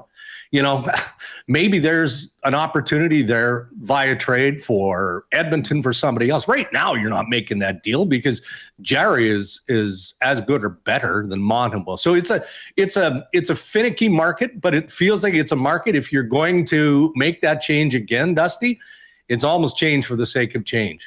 Yeah, that's what it boils down. This is what we talked about last time with that trade, right? It was just something different. Exactly. Right?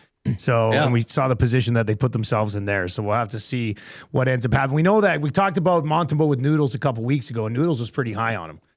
So we'll see where they fall on that if Montreal does decide to move on him, but no pressure there with Fowler not having to clear waivers this year. Dregs, as always, man, great stuff. We appreciate it.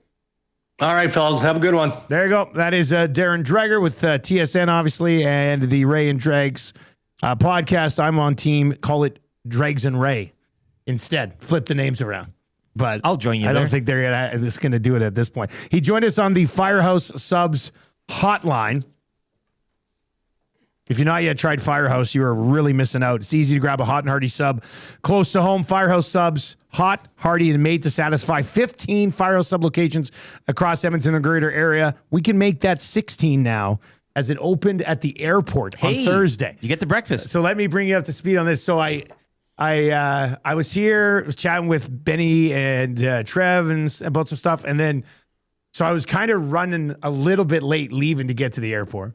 And then I wanted to swing home because I've got 2 iPad cases, and my one iPad case works well on WestJet flights because it's got like a smaller hook and I can put it on the seat.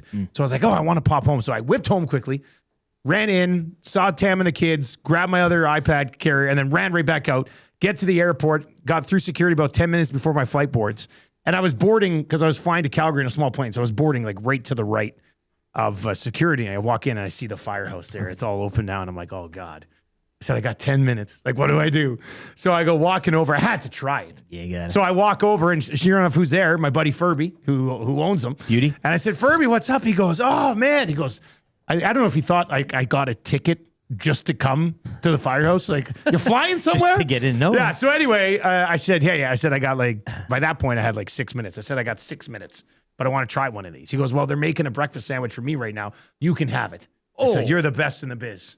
So I have to tell you, as much as I love Firehouse, their breakfast sandwiches, even better than the other sandwiches. Can you walk me through? Is it like a sub? It's like, what are we looking it's at like here? a half sub. Okay. Same type of sub bun, toasted nicely, like a start. soft That's toast. a good start. Yeah. And then the one I had egg, cheese, and roast beef. Okay. And a little bit of sauce? A little bit of sauce. And roast beef. It was unbelievable. Like I finished, he sat down with me. I ate it while he was chatting and going back and forth on some stuff. And then they dropped 4 more. They dropped like all of the other ones in front of him. And he looked at me, he goes, I can't eat all these. Do you want one? And there was a bacon one sitting there. Oh. And I was like, oh my God.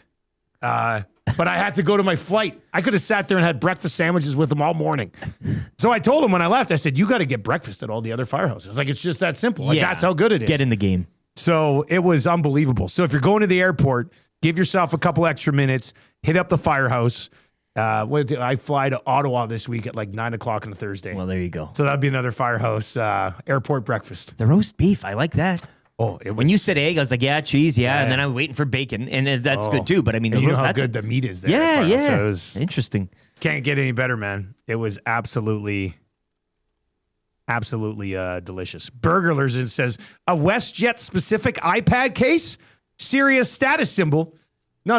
That's just, it's not a fancy, super duper fancy case. It's just, I needed a case that didn't have like a wide back on it, just sort of a middle back so I can put that down the seat. So it's like I've got a screen on the seat. So it's actually a pain in the ass to have to switch back depending on the airline. You couldn't take those sandwiches on with you? Like, kind of, I probably could have taken it. But it was one of the small planes. Oh, yeah. And I was kind of jammed in the back. Yeah. It would have been messy.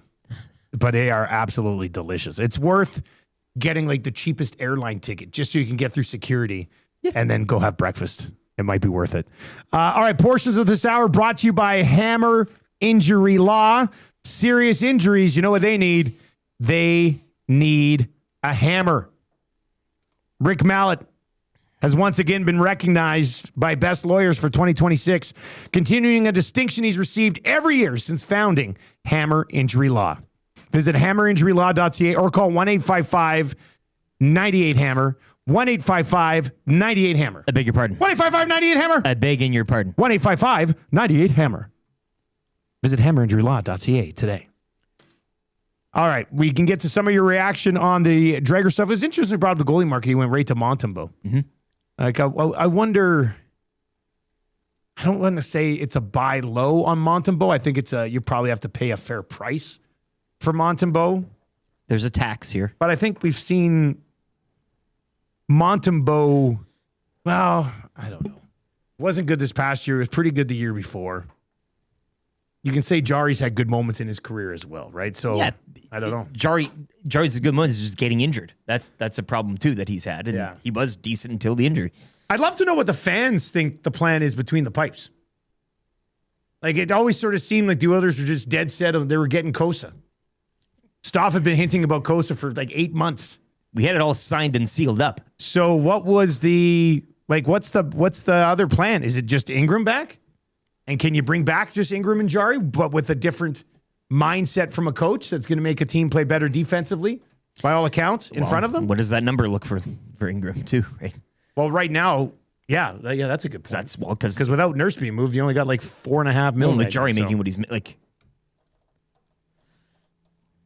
And I say 4.5 because I'm assuming they're going to keep Stastny and Doc, and those guys are going to take a couple mil between them. So it limits what they've got left. Bones texts in and says, Montembeault, more like Montem no. DJ Petron says, Montembeault sewered my fantasy last year. I hate him. Well, that's reason makes enough. sense. Yeah. Totally makes sense. Don't want to touch this guy, I guess. All right, let's get to your Play Alberta early bird bet of the day. Let's see what we've got. What we got on the slate today. Wish they I'm sure we could get Hit. possible landing markets for like Kawhi. I like that even stuff. LeBron James. Coach firings. See what happens like, there. Yeah, that'd be pretty good. All right. LeBron. Yeah. Well, how about the Warriors? You see this? See the reports today? I can't believe we've got it's 7:29 and we haven't even touched on what people want to talk about. Darnell Nurse. Are you dusting off the Cavs gear? Are you dusting off the Heat gear, or maybe buying some new gear? I might have to buy a Warriors jersey. I can't wait to see you in that garb. So the Warriors, by all accounts, are trying to trade for Anthony Davis and then use him to lure LeBron to Golden State. The old bait. And you roll in, people would refer to it as the Expendables, like old guys trying to come together to go on one miraculous run with Draymond and Steph and AD and LeBron with Steve Kerr. You got time for it. I got time for it. Yeah, it's sick. It's sick, but I got time for it. Anyway, what do we got today? We've got Brazil, Japan. Brazil's a minus 137 favorite. Germany and Paraguay. Germany minus 294. And then Netherlands and Morocco. Canada will face the winner of that match. That'll be tough. We got baseball action as well. CFL lines are out. We'll dive into those in the lock shop a little bit later on today. Let's quickly hit those. Argos, 2-point dogs going into Calgary. And that's for the bowl, right? For the trophy? Stampede Bowl. Bowl. Yeah. And I like the Argonauts, man. I Chad really Kelly love as a the dog. Argonauts. You think you got to take it until he's not a dog anymore? Like, the Riders are 7.5-point favorites going into Ottawa. The Elks, a 1-point favorite going into Kelowna at the Apple Bowl against the Lions, and then the Ticats at home against the Bombers. That should be a good game. Ticats are 3-point favorites at home early in the week. We saw some of these lines move by as many as 2 points last week. So if there's some dogs you like right now, you might want to hop on those. Big number out in Ottawa. I don't know.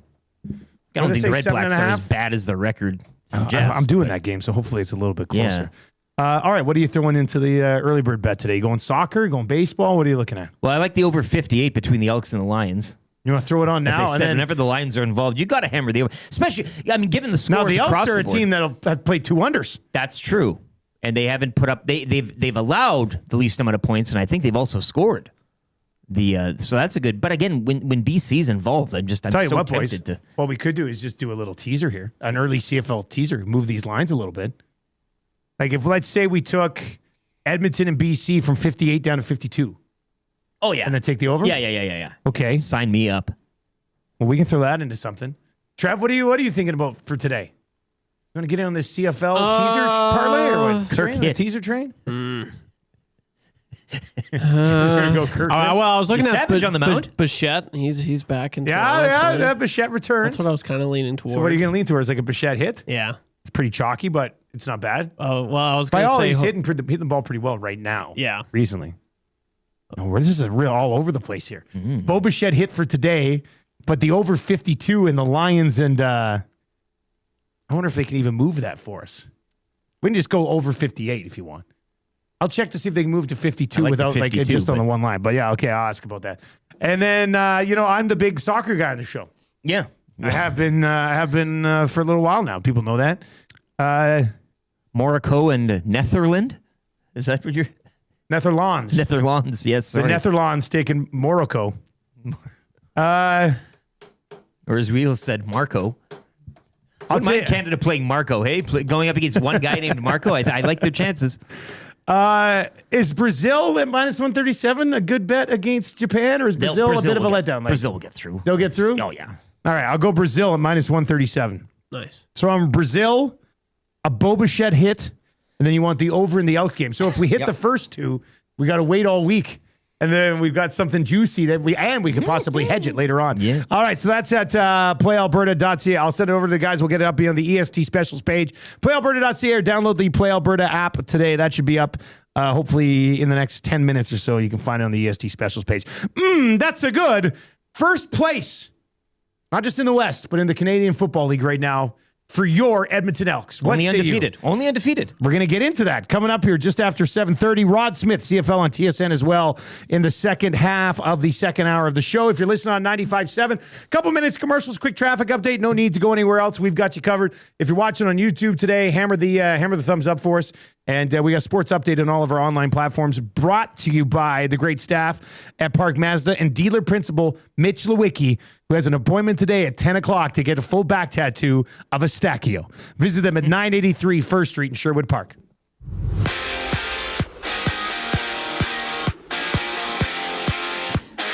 Week 4 in the Canadian Football League wrapping up yesterday. The Alouettes holding on to defeat the Red Blacks 37-35 to improve to 3-1. The loss dropping Ottawa to 0-3. The 0-3 Lions, meanwhile, firing special teams coordinator Corey McDermott yesterday. Elks, top of the heap, 3-0 heading into Week 5. They will visit BC out in Kelowna Saturday at 5. Week 5 will kick off Thursday from Calgary between the Argonauts and the Stampeders. NHL news and notes. The Flyers are reportedly closing in on signing goalie Dan Vladar to a 5-year extension worth $27.5 million. Golden Knights signing goalie Carl Lindbaum to a 3-year, $2.7 million extension. Sharks re-signing defenseman Michael Kesselring, 3 years, $4.5 AAV. And the Sabres re-signing winger Beck Mallenstein to a 6-year, $18 million deal. Toronto Blue Jays, they've now lost 6 in a row following a 4-game sweep at the hands of the Texas Rangers 3-2 final yesterday. Jays back on the diamond tonight. They're at home to the Mets. Trey Savage gets the start. First pitch, 5:07. Riverhawks and Port Angeles rained out from RE/MAX yesterday. That game will be made up mid-July out in Washington State. The Hawks will look for their 5th straight win tomorrow when they host the Bellingham Bells to kick off a 3-game series. Stingers with another dub. They defeat the Mamba 105-103 from the Expo Center. Stingers will look to make it 3 wins in a row. Canada Day Wednesday at 4 when they host the Calgary Surge. Stingers are 3.5 games back of the division-leading Vancouver Bandits. World Cup of Soccer, Canada punching its ticket to the round of 16 yesterday, defeating South Africa 1-0. They'll face either the Netherlands or Morocco Saturday at 11.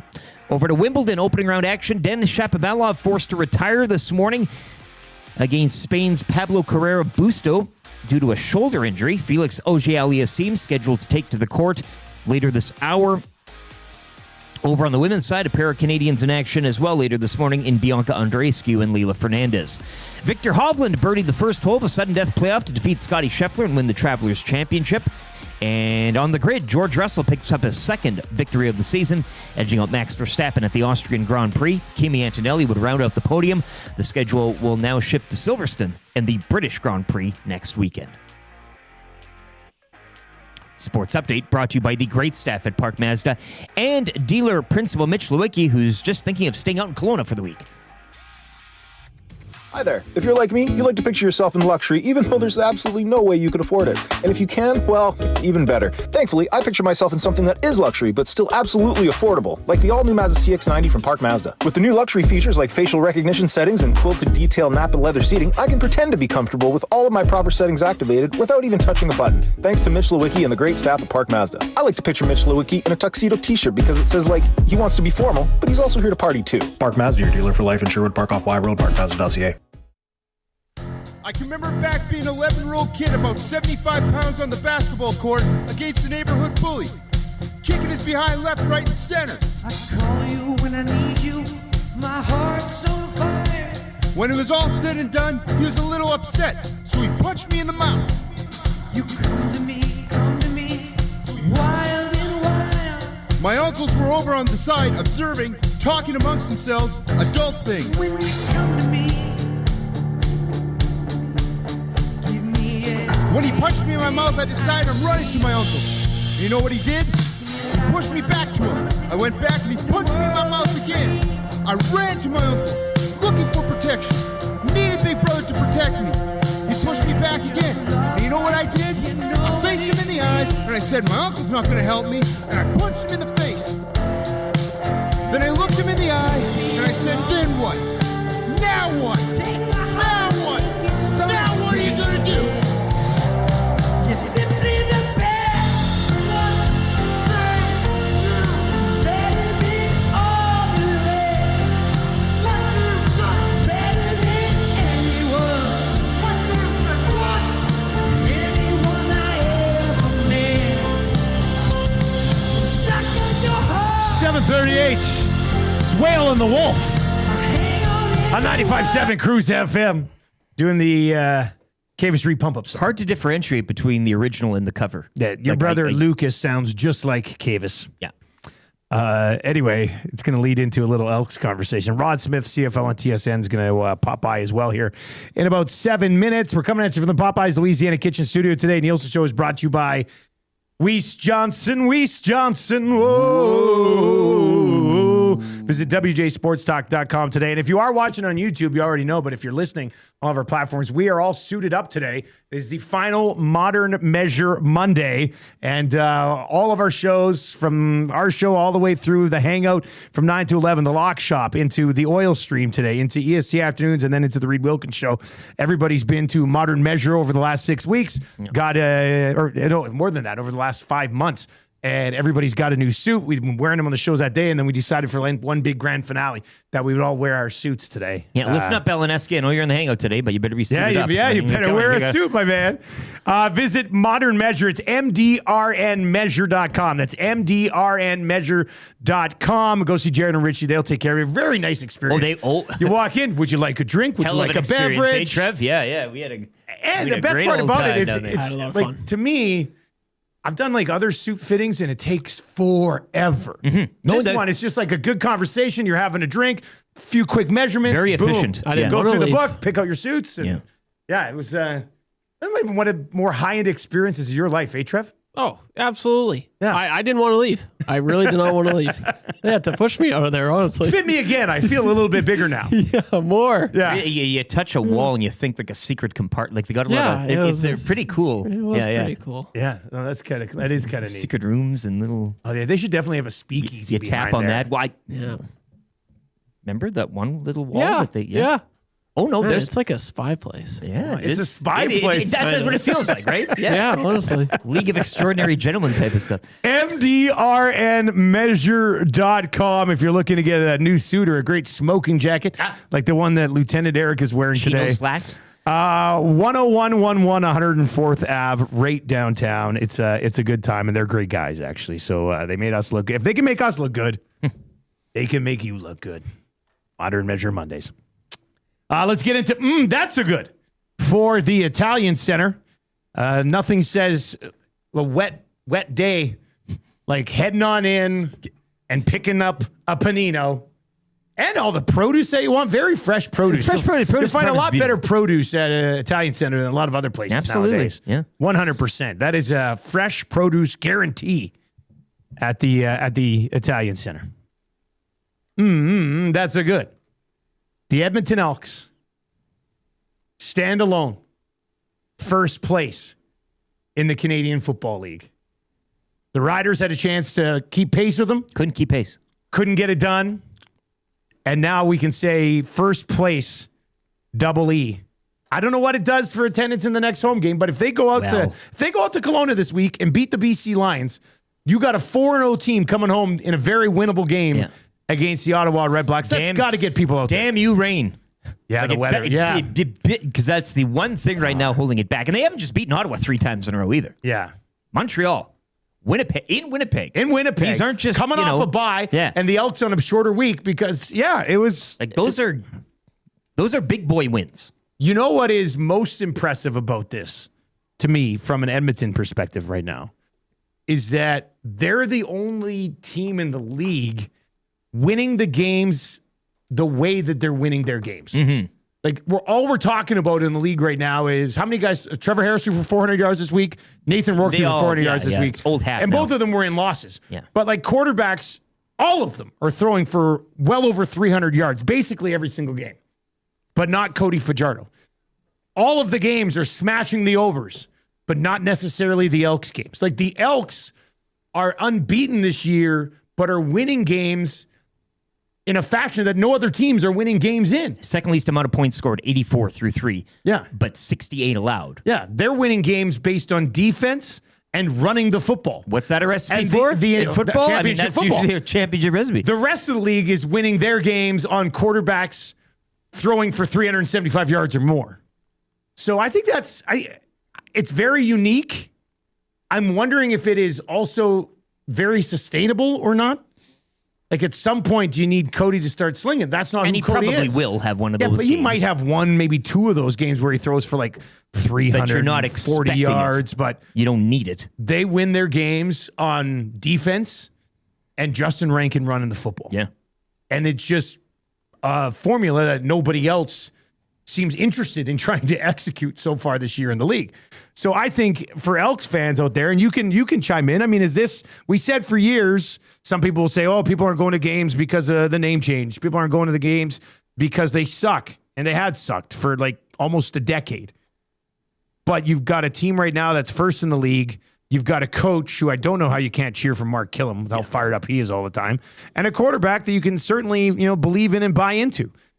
So I'm just curious where Elks fans are at this morning. I think player procurement as well, and credit to Ed Hervey and the team there. We saw Mogensen jump in, linebacker, right? I mean, there was no Nick Anderson, but him and DeBlanco. He looked great last year too, though. Yeah, I know. Yeah. But so it's just, and that's, to me, a good CFL team. You don't root for starters to get hurt or whatever, but you can see a guy go down, and then the next guy up in line is hungry enough and talented enough to kind of take that and run with it.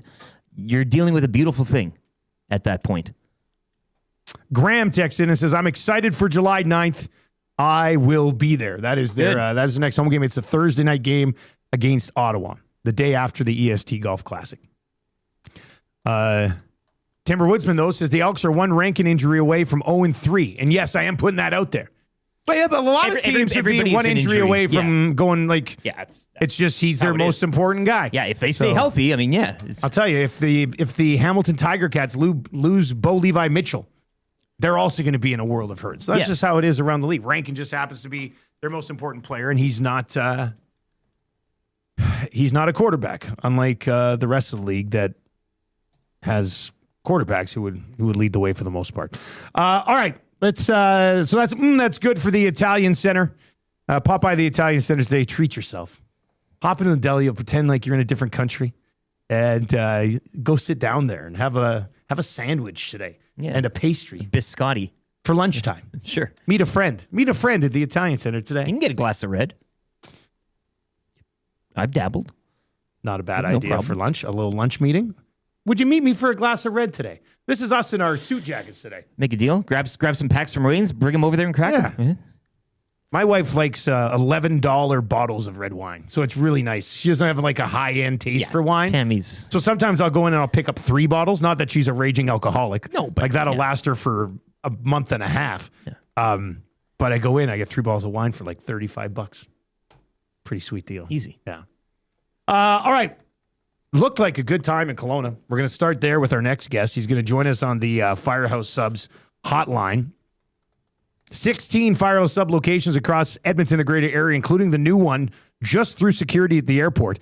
Easy to grab a hot and hearty sub close to home. Firehouse Subs, hot, hearty, and made to satisfy. It is Rod Smith, one of the voices for the CFL on TSN, and he was in Kelowna this weekend.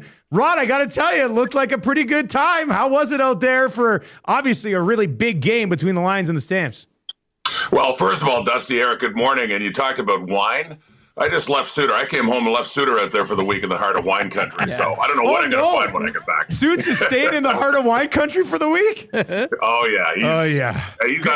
He's gone fishing too, and he's going to enjoy the week. A lot of the crew that's doing the game next week with the Elks there just stayed for the week, which was inviting. I had to come home, but it's a nice spot. And they did a great job with that stadium. And I haven't seen the Apple Bowl, the before picture. Yeah. But, I mean, they'd one, like, fixed, stand, like, and where the press box was and everything else. But they put bleachers around it. Looked wonderful. I mean, they added, like, 15,000 seats. And they had a grass field. And it was all beautifully done.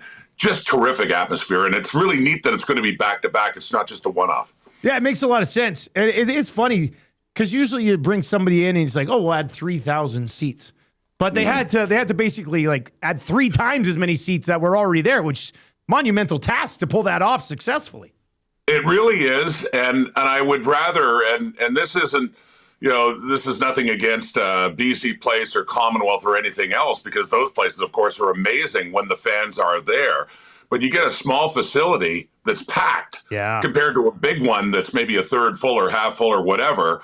I really, really enjoyed the energy there was terrific. And not just Lions fans, mostly Lions fans, but, there were fans that traveled from Calgary as well. And it was good representation of both teams. But just, you've done those games. You were in Victoria for, I think, Touchdown Pacific a couple of years ago. Every now and then, these neutral site, ideas, they work out well for the CFL. It was really, really nice atmosphere. It's just very cool to call a game in a unique spot like that. It's like, this is kind of cool. Like, they made this whole thing just for this game. Just speaking of that game, I mean, another high-flying affair. 3 games this week in the league, over 70 points. That was one of them.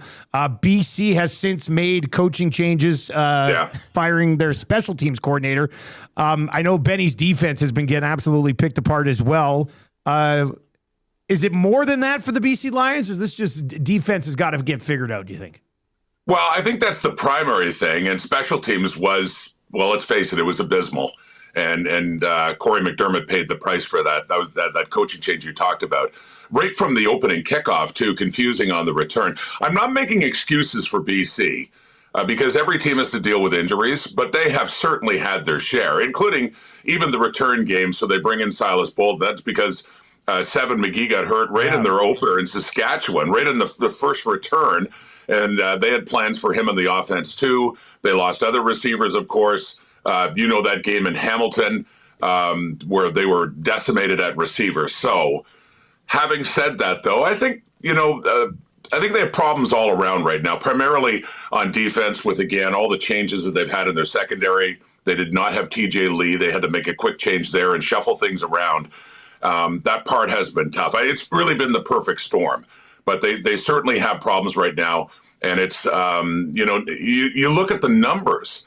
I mean, Nathan Rourke racked up, it was his statistically, his fourth best passing performance in terms of, yardage. And you look at his line compared to Vernon Adams Jr., and think, wow, okay, well, Calgary won the game, but, Nathan did have quite a day, which he certainly had his moments. I mean, that offense could move the ball.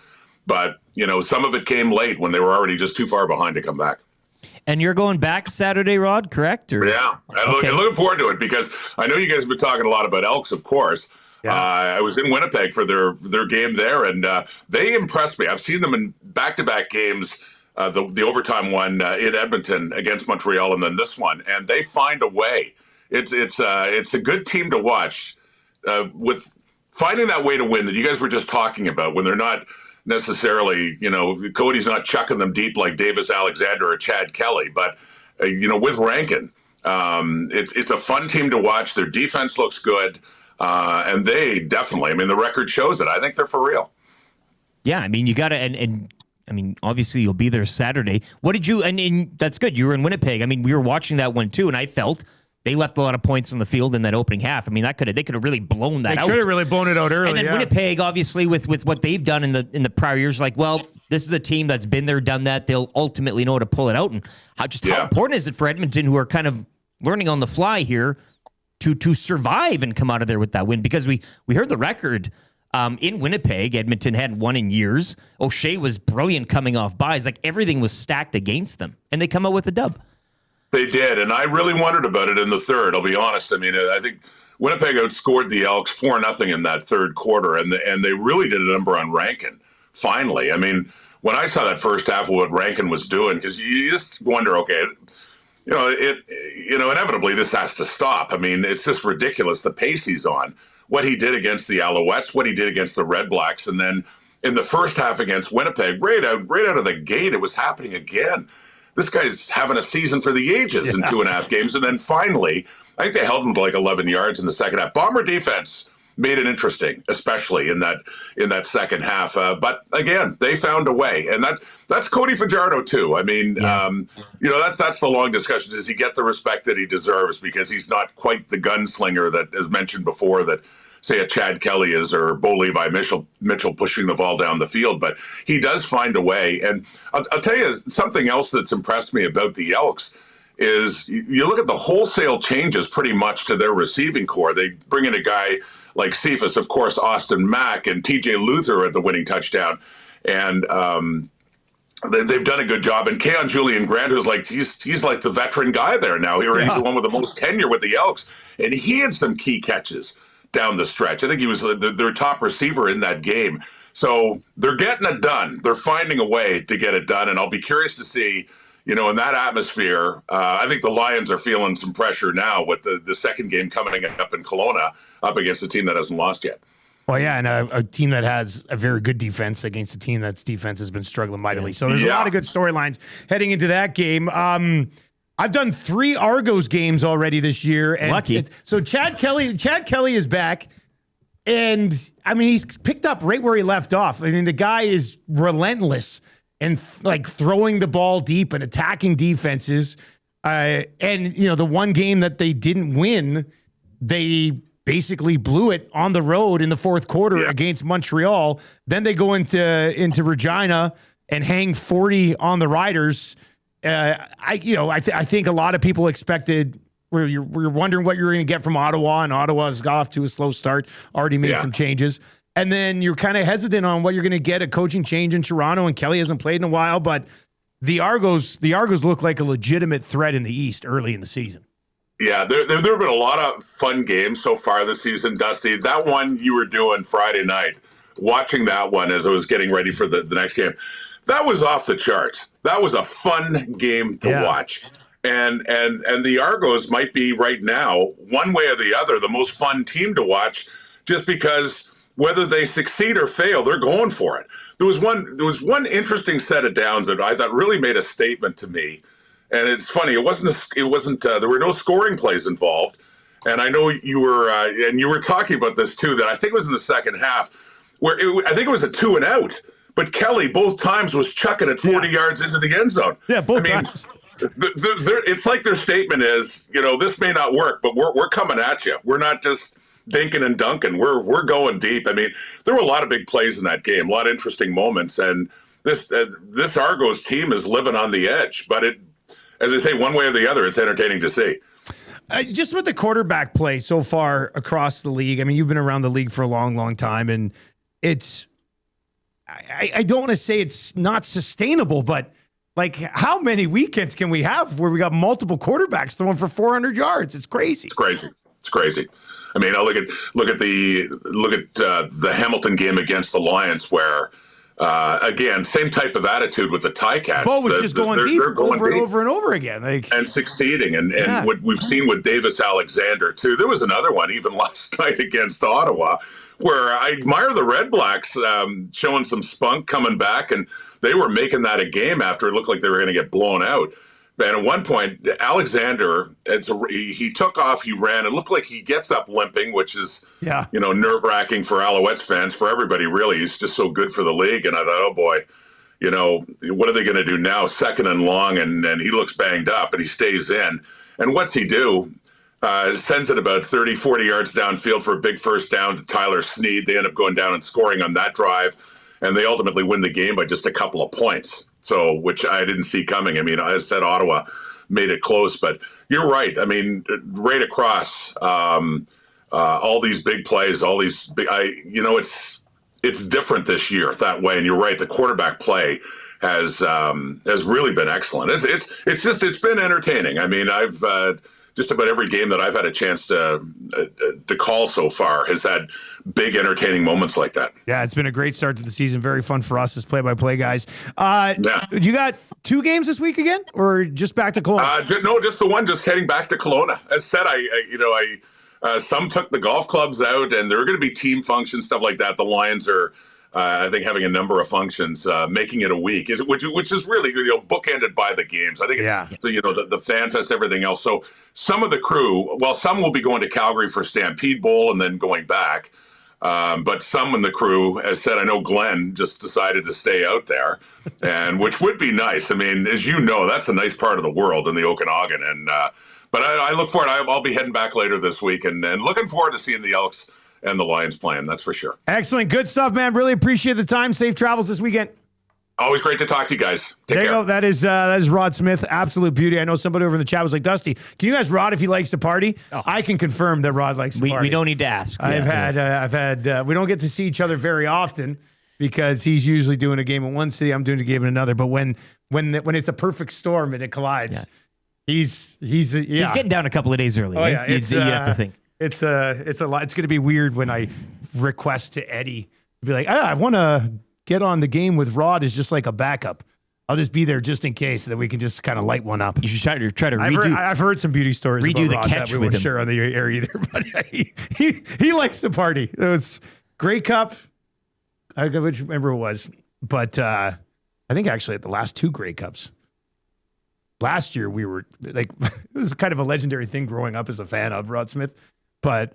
Was it? Yeah, it was last year. It was really late and things were shut down, and Rod and I were desperately looking for booze, like we were 16, and we had to get somebody to bootleg for us. But we ended up finding a way. It was a lot of fun. Yeah. So he's the best. He will not be denied. So this text comes in, no handle on it, but says, guys, the 3-0 quarterback hasn't thrown for 300 yards yet, and that's what we were talking about. The Elks are winning games in a fashion that other teams just haven't been doing yet this year. Teams are throwing the ball a ton. They're throwing the ball deep regularly. The Elks are, you know what?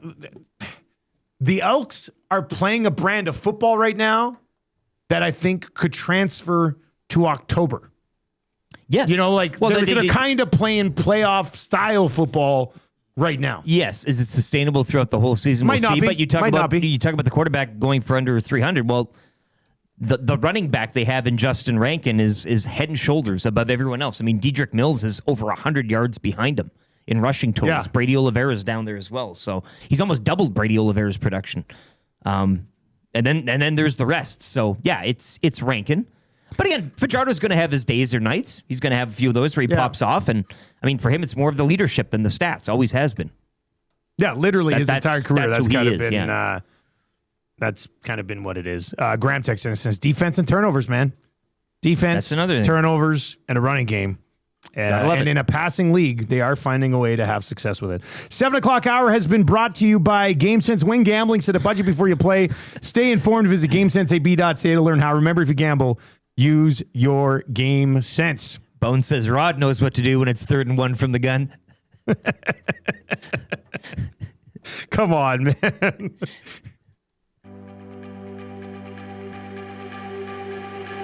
Red's caffeinated. We don't have time. We're up against it. Maybe I'll play the Rec Laws when we come back. I should play the Rec Laws. line. Yeah. Get that on hotkey. You're right. Just the 3rd and 1 from the gun. Boom. Take that.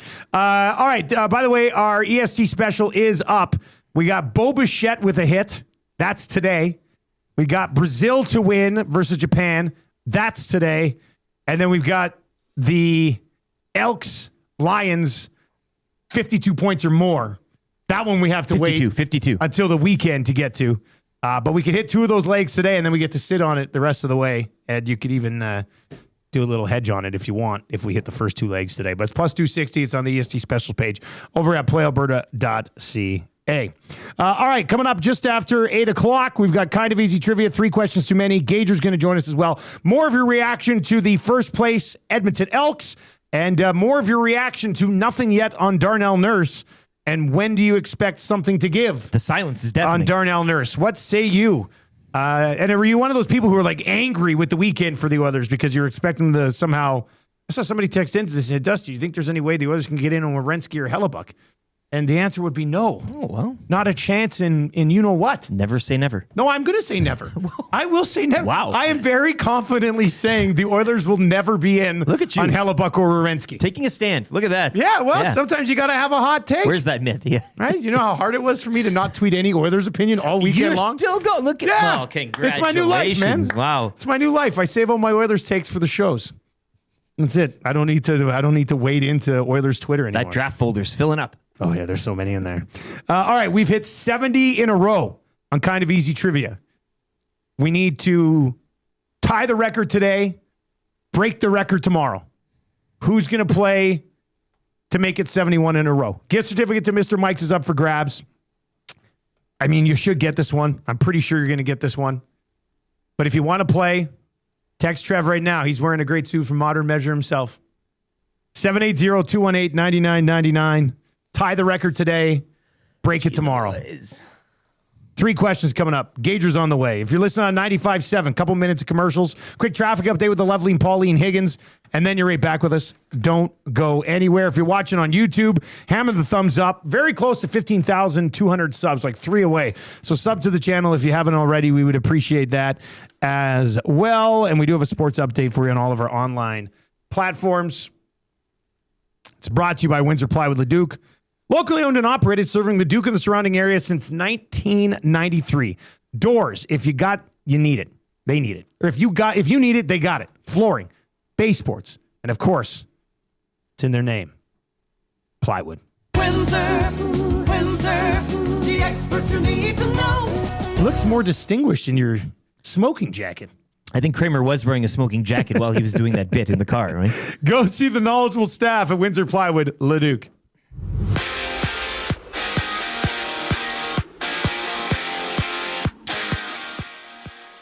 Second half surge by the Red Blacks, not enough as the Alouettes would hold on to defeat Ottawa 37-35. Montreal improving to 3-1. The loss dropping Ottawa to 0-3.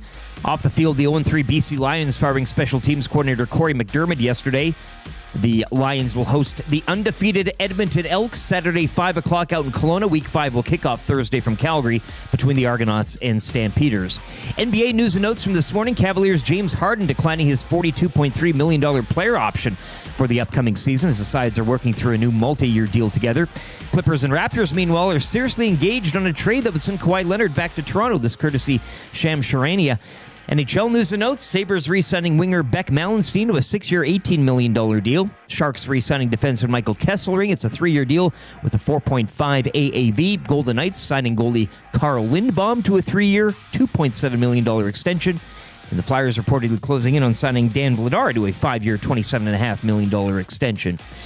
Jays will look to get back in the win column tonight following a weekend sweep at the hands of the Texas Rangers. 3-2 final yesterday. Jays have now lost 6 in a row. They'll welcome in the Mets tonight. Trey Savage gets the start. First pitch, 5:07. Riverhawks rained out yesterday for Remax with their series conclusion game against the Port Angeles Lefties. That game will be made up mid-July out in Washington State. The Hawks are riding a 4-game win streak. They'll look to extend that to 5 tomorrow night when they welcome in the Bellingham Bells. The Edmonton Stingers defeating the Saskatoon Mamba 105-103 from the Expo Center to improve to 5-7. Stingers will take on Calgary Canada Day Wednesday at 4, looking to make it 3 wins in a row. They are 3.5 games back of the division-leading Vancouver Bandits. World Cup of Soccer, Canada punching its ticket to the round of 16 yesterday with a 1-0 victory over South Africa. They await the winner of the Netherlands and Morocco. That game will go Saturday at 11. Denis Shapovalov forced to retire this morning at Wimbledon against Spain's Pablo Carreño Busta. It was a shoulder injury for Shapo. Felix Auger-Aliassime, he'll hit the court as well. And on the women's side, Bianca Andreescu and Leila Fernandez will be in action later on today. Victor Hovland birdied the first hole of a sudden death playoff earlier this morning, defeating Scotty Scheffler to win the Travelers Championship. And Formula One saw George Russell pick up his second victory of the season as he would edge out Max Verstappen at the Austrian Grand Prix. Kimi Antonelli would round out the podium as the schedule will shift to Silverstone in the British Grand Prix next weekend. Sports Update is brought to you by Windsor Plywood Leduc, locally owned and operated, serving Leduc and the surrounding area since 1993. Doors, flooring, baseboards, and of course plywood. Go see the knowledgeable staff at Windsor Plywood Leduc.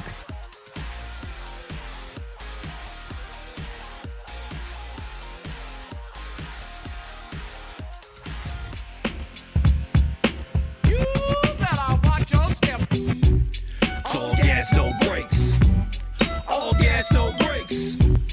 All gas, no brakes. We win the championship and plan a parade. Step out on the court and it's over quick. All aces, the GOAT like Djokovic. You're at the 3-point line, no time on the clock. You don't even need to watch, you know I'm hit it. 82-0 plus 16 mo. That's a perfect season and a championship. Me and Zach run tracks like Andre DeGrasse and Usain Bolt. You can't handle it. We at the Estes looking for the belt. We the best like Gretzky, Messi, and Phelps. You want to test me? Better bring help. Calm under pressure. You get overwhelmed. It's all gas, no brakes. All gas, no brakes. All gas, no brakes. We win the championship and plan a parade. All gas, no brakes. All gas, no brakes. It's all gas, no brakes. We win the championship and plan a parade. Let's kick it off, gotta cheer for your team. The city of champs win the gold and the green. Ice in my veins and the turf on my feet. Keeping it up on the waves and the streams. Dusty, Trevin, LTE, Tommy G, Matty I, Jay and Jasmine. After that it's 1-3. We got the smoker cooking up with the Latino heat. 3-6 on the drive. You know we score when we go live. It's Reed Wilkins and J Mill to glue the seams. Man, really, it's a dream. It's just been a year, but it's clear no one else got us beat. 808. And our own booze, and now this.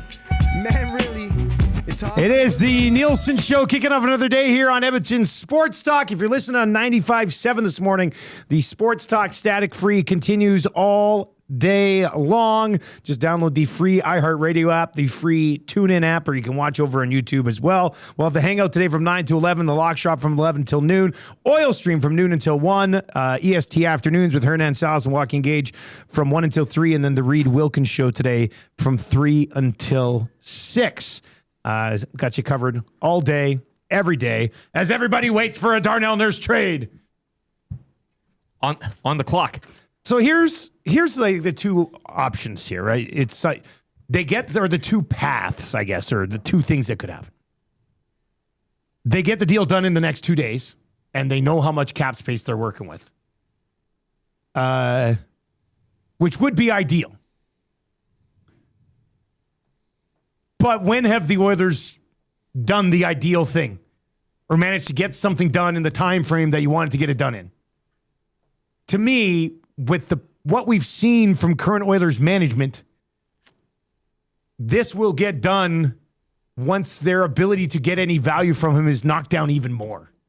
You know, once other teams, like the Oilers are going to, if they can't move him the next couple of days, I guess you can still, go up over the cap in your moves. But then people are going, well, the only way you can get cap compliant is to move Darnell Nurse. So now, you're going to have to overpay even more to get rid of him. So I feel like with Jackson and Bowman so far, I sort of feel like this thing doesn't get done until they're even in a more difficult spot. Or they get fleeced today or tomorrow just to get it off the books. So which would you rather? It's a great fleeced point. Today or? Like in a perfect world, you want to see a good hockey trade go down today or tomorrow for the team. But would you rather get fleeced today just to get it done, or get fleeced after the fact because teams know you're even in a more difficult spot? You could make a case you might as well get fleeced today so you know what you have to work with come July 1st. Yeah, and personally speaking, I'm kind of sick of it by now. You kind of want to move on from this. I mean, there are other things that need to be, we did entertain the idea of maybe it's just Tristan Jarry playing goal next season. Just him. His net. No backup. Some teams have 3 goalies. They just have 1. You're going to play 84 games. Smartest people in the that NHL record. Yeah, why not? So we'll see. Maybe they get something done today in a sense of urgency to move that contract no matter what, leading into free agency. I also can you imagine a world Taylor Hall where anniversary as well? I mean, wouldn't it just be a Nurse trade on the 10-year anniversary of the Taylor Hall trade? It's something. You might as well. This one, it says, as long as we get rid of the contract and don't have to retain any of it, there's no such thing as getting fleeced. So this guy says, no matter what you get in return. So what was up with the reports of there'd be enough interest that there could be a hockey trade being made here? What happened to those? That was last week. And there were people saying, you know what, there's more value in Darnell Nurse than you think, and the Oilers might be able to do okay in this deal. Week, now we're sitting here going, you're going to get fleeced? Absolutely, just give them away? Amish Man 19 says, fleece now, insanity later. If it wasn't for Miranda's red hot text off the top of the show. That got you going. That's a good one. What's it say? Fleece now, insanity later? Fleece now, insanity later. You can't do the Braun jokes anymore now that Knobloch's gone. I guess we can. But yeah, that's tough. It'd be even better if he was Never got to take Serenity now for enough of a run. No, That's okay. All right, the 8 o'clock hour of the Nielsen Show is brought to you by GD Liquidators, Auctions, and Appraisals. Mention EST and you get 5% off anything new or used. And then don't miss their monthly online auctions. You can't get 5% off the auctions. The 5% is for in-store, new or used. Auctions, www.gdliquidators.com. They got monthly auctions over there. Canadian owned and operated. Make them your first call, 780-447-2787, or visit them at 14510 124th Ave. Poop Stain says Nurse has handcuffed them by only giving them 3 teams. I'm sorry. They've handcuffed themselves by giving the no move in the first place. I will never feel bad for a team if a player only goes, hey, I'll go to 3 places. They're supposed to go to none. They have full control over that. So, yeah, has he handcuffed them? Sure, but you can't feel bad for the team. Oh, Nurse is handcuffing them by only... No, they handcuff themselves by giving these things out like they're candy. Deal with it. Like, come on. Oilers make mistakes on July 1. Gordfather says, let other teams miss out on their targets, then circle back. No rush now. So, but do the Oilers still go after their targets? Well, one thing at a time. You can't look at trying to do things. It's one thing at a time. They'll worry about their targets and goaltending and everything like that once it's... That's a tomorrow Stan Bowman problem. Exactly. Yeah. And then DJ Petr and Stan Bowman, more like Stan Slowman. Yeah, that's kind of funny. All right, Nielsen Show today and every day brought to you by Weiss Johnson. Weiss Johnson, whoa. Reed Wilkins, whoa. Weiss Johnson, go get a new Train furnace now, and you get 15% off any additional mechanical system when you do it at the same time. Air conditioner, heat pump, hot water tank, garage heater, 15% off, plus no interest for 24 months. Visit wjsportstalk.com to book an estimate today. You can text us in the Paris Jewelers inbox. One of your text messages takes home the Royal Pizza text of the day. Poopstain says, that's correct, Dusty. It's BS that a player asks for a trade but then doesn't waive his no movement clause. This is how it works. This is how it works. In a perfect world, I would say if a player asks for a trade, they rescind their no movement clauses. But that's not how contracts work. Okay? They got the no movement clause so they can control where they go next. This is part of the rule. The Oilers knew this when they started dishing these no movement clauses out. That's how it works. You can't be mad at Darnell Nurse for limiting their options. They limited their own options. That's what a no movement clause is. So I don't look at Darnell Nurse any differently than this. And I still think it was more of them convincing him to move than him going to them and saying, I want out now. Like, yeah. You got to be pretty clear that they went to him, had a conversation. If the Oilers did not go to Darnell Nurse and say, hey, man, we're thinking about moving you think Darnell Nurse, who's like best buddies with McDavid and Draisaitl, are going to just out of nowhere say, I'm out? No chance. Come on, man. All right. Kind of easy trivia. 71. That's what we're looking for, man. It's for Mr. Mike's. Remember your best summer? Yeah, well, this one's about to top it. Welcome to Camp Mike's and Mr. Mike's. Mess Hall Waffle Fry Nachos. I should actually get them to bring some of those in. That sounds pretty good. Campfire mojitos and stories that get better every round. Camp Mike's. Come make it a summer to remember. Mr. Mike's. Eat locally, enjoy casually. Mr. Mike should be in the corner making the campfire mojitos. All summer long. I have another one, Mr. Mike. Keep him coming. Thank you, Mike. Keep him coming, Mr. Mike. This is great, Mr. Mike. Brandon from Windsor says, do they move Janmark this summer? Brandon from Windsor, I love you, but we're not going to discuss that today. Tomorrow. No, that's like a mid-July thing. Janmark trade watch. Yeah, we're not getting into the Janmark discussion. Miranda and YYC is just pulling her hair. I mean, Canada did something yesterday that's never been done for the men's soccer team. Eustáquio! But we're not. I refuse to do it. I refuse to do Janmark trade talk right now. Kawhi Leonard is on the verge of being traded back to the Raptors, or at least they're in conversations. Hey, Draymond Green declining his player option to become a free agent, thus freeing up money to... Draymond would take less to make that happen. That's another thing that's out there right now. The Warriors are apparently trying to trade for Anthony Davis. This is all gonna happen. To then lure LeBron. This is the first domino. To go join Golden State with AD. Draymond reworks his deal. It's the first, And then that's an interesting step. This is it. That's an interesting step. And then you get the old boys together. Steph, Draymond, What were you calling it? LeBron, the Expendables. Which ended up being pretty good. People like the Expendables movies. And Kerr leading the charge. I mean, you got to love that. I mean, Kerr would be so far and beyond the best coach that LeBron has ever had. It would be insane. It's probably 2, 3, 4 more titles. We'll see. See how it goes. All right. Anyway, the Elks are in first. Like, there's so much more to talk about than a Matthias Janmark. We're trying to tie a record on Kind of Easy Trivia, for goodness sakes. Trev, who's playing today, buddy? Who do we got? Daniel. No pressure. We can set up a record. Ready to roll tomorrow. Everybody's going to be so... But do you want to try to break the record tomorrow, or do you don't want that heat? I think a Tuesday going into a Canada Day Wednesday on the show. I mean, it's a Friday. Tuesday. It's the Fridiest of Tuesdays we've... Yeah, I mean, it's the Fridiest of Tuesdays. All right, Daniel. Let's bring in Daniel. Daniel, you ready to go, man? Yeah, I am. All right, we're going to try to tie the record today, Daniel. Good luck. Here we go. Did Canada win at the World Cup yesterday? Yes. How many losses do the Elks have so far this season? 0. True or false? The Oilers traded Darnell Nurse over the weekend. False. Which city is home to the BC Lions? Pass. What sport does Gavin McKenna play? Hockey. And then Victoria. Got it. Sergio Ramos gets a nipple erection. Oh, is that dirty? This is not just a dream, it's a wet dream of orgasmic proportions. Oh, is that dirty? Frustration sets in and the emotion goes out, and then you just start playing by yourself. Oh, is that dirty? You cannot come to my house. No, not today. You cannot come to my house. No, not today. Should just stuck with pass. Yeah. Is that a tough question? That's not a tough question.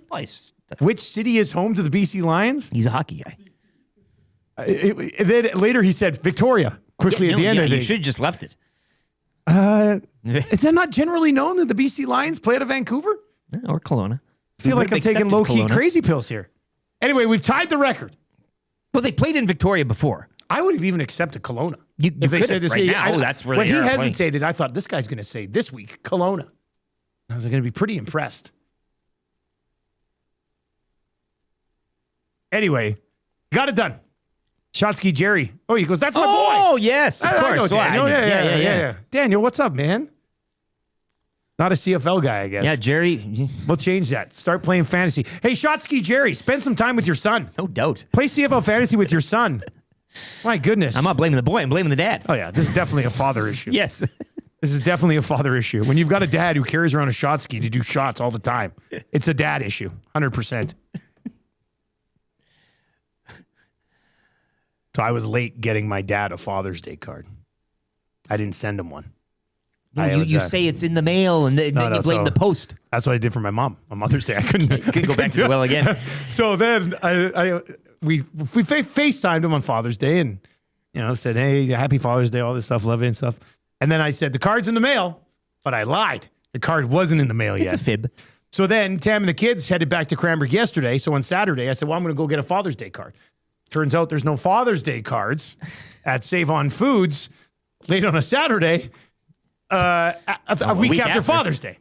So I bought a birthday card and then used a little whiteout pen and whited out the birth part and put fathers on it. And he ended up loving it. He thought it was hilarious. So that worked out. Surprised you couldn't get them on like a discount. Yeah, why was there not like a $2 bin of sure they Father's Day have stock cards? looking to move and they just want to get it off the... So anyway, happy belated Father's Day, HR Daddy. And by the way, Father's Day, check these out. Matching my suit today. The Muzz nose style. Check out the new kicks. Whoa. Look at these things. Whoa. These new Nikes. There's no stone in them. No, they're brand new. Literally, I took them out of the box this morning. Okay. But they look good. Hey, look how bright they are. That's what she likes. She likes the bright colors. Nice. The tongue is like, it's, what do you call it? A gradient. Yeah, it looks like a San Antonio Spurs home game. It does. Actually, these do look like San Antonio Spurs shoes. But yeah, anyway, thanks to the Muzz for these. They fit nice too. And they actually look good with a gray suit. Yeah. So, feeling pretty good today. All right, 3 questions too many. Lieutenant Eric, do we have a liner for the segment? Yeah, 3 questions too many, brought to you by the great staff at Park Mazda and dealer principal Mitch Lewicki, who bought all the expired Father's Day cards and sells them on the black market for next people funny. next year. Yeah. Just right on the day after Father's Day, before they clean them out, he goes in and buys and them. they say, here he is again. Here's Mitch again. And he walks in with his sack and, I wonder how much money you could technically make think by of the how- day after Father's Day, buying up all the unsold Father's Day cards in the city, keeping them, then selling them for like $1 less than the price of all other cards the following year. Think of how many there are. There's tons. You go in there like the day before and they've still got a full rack. They probably just put them in the back and then bring them out the next year. It's You not like you think? need to update Father's Day They're not cards. every dated year. at all, No, huh? it doesn't say Happy Father's Day 2026. Yeah. All right, let's get into it. Question number 1. What do you guys think Canada at the World Cup will do for the sport of soccer across the country? Off to the round of 16 now. We'll get more people complaining about it, I think is what we've saw. I mean, at least my Twitter mentions. Really? I'll take you back to... What are you talking about? Ian, at HockeyGuy199. It's soccer. Yawn. Johnny Singer, at Tune of Hockey. Plan the parade. Yuck, yuck. So, yeah, I mean, there's a few people in the I mean, nasty if chat this Canada morning. won the World Cup of soccer, it'd be the biggest parade in the country's history. But like, it would be insane, and they'll never pull it off. We'd have But a if they Yanmark did- deal to discuss. And I don't think we'd carry that live. I don't know. What was the question? What's it do for the sport of soccer across the doesn't do country? Trev, what do you think? You play soccer. You play Yes. soccer sometimes. You invite Hernan to play on your team, then you bail on him and stuff. Okay, I think we all know he bailed on me by now with his track record. Like even the nasties are like, oh, we all know the truth to this kind of. Dahmer didn't want him to Yes, play with you. absolutely. Every day, Trev did that. Yeah, no, Hernan. That's on Hernan, man. What is it? I don't know. Like, I think an easy answer here in like 10, 20 years time when, kids are going to be talking about soccer, what got you into it, they're going to be talking about this World Cup. You have to hope that's probably, Yeah, it's got to so- happen a little bit. I don't know the think so. impact, but Yeah, so that's what I'm hoping for. But yeah, like I don't know. That's probably my answer. Parents who have young kids, have your kid, watch some of these matches and been like, I want to play soccer now. Yeah. Or even if they want to go outside and play soccer at the time, you see that and you want to go do it. Are you seeing that with your kids, or are they already too busy with everything else that they haven't? I have to feel like a lot of them have been sucked into this. Yeah. Like, will we see an increase in, like, Elizabeth's soccer season just ended. I'm sure there's summer soccer leagues, but like indoor soccer leagues, will we see an I'm increase sure in there's- registration Yeah. over the next 12 months? I'm sure there will be a boost for this year's indoor soccer, like come winter time. We'll have to remember to check in.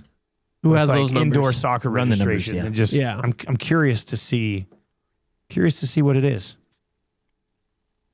Question number 2, guys. If Justin Rankin is the Elks' best player, who would you guys say is their second best player?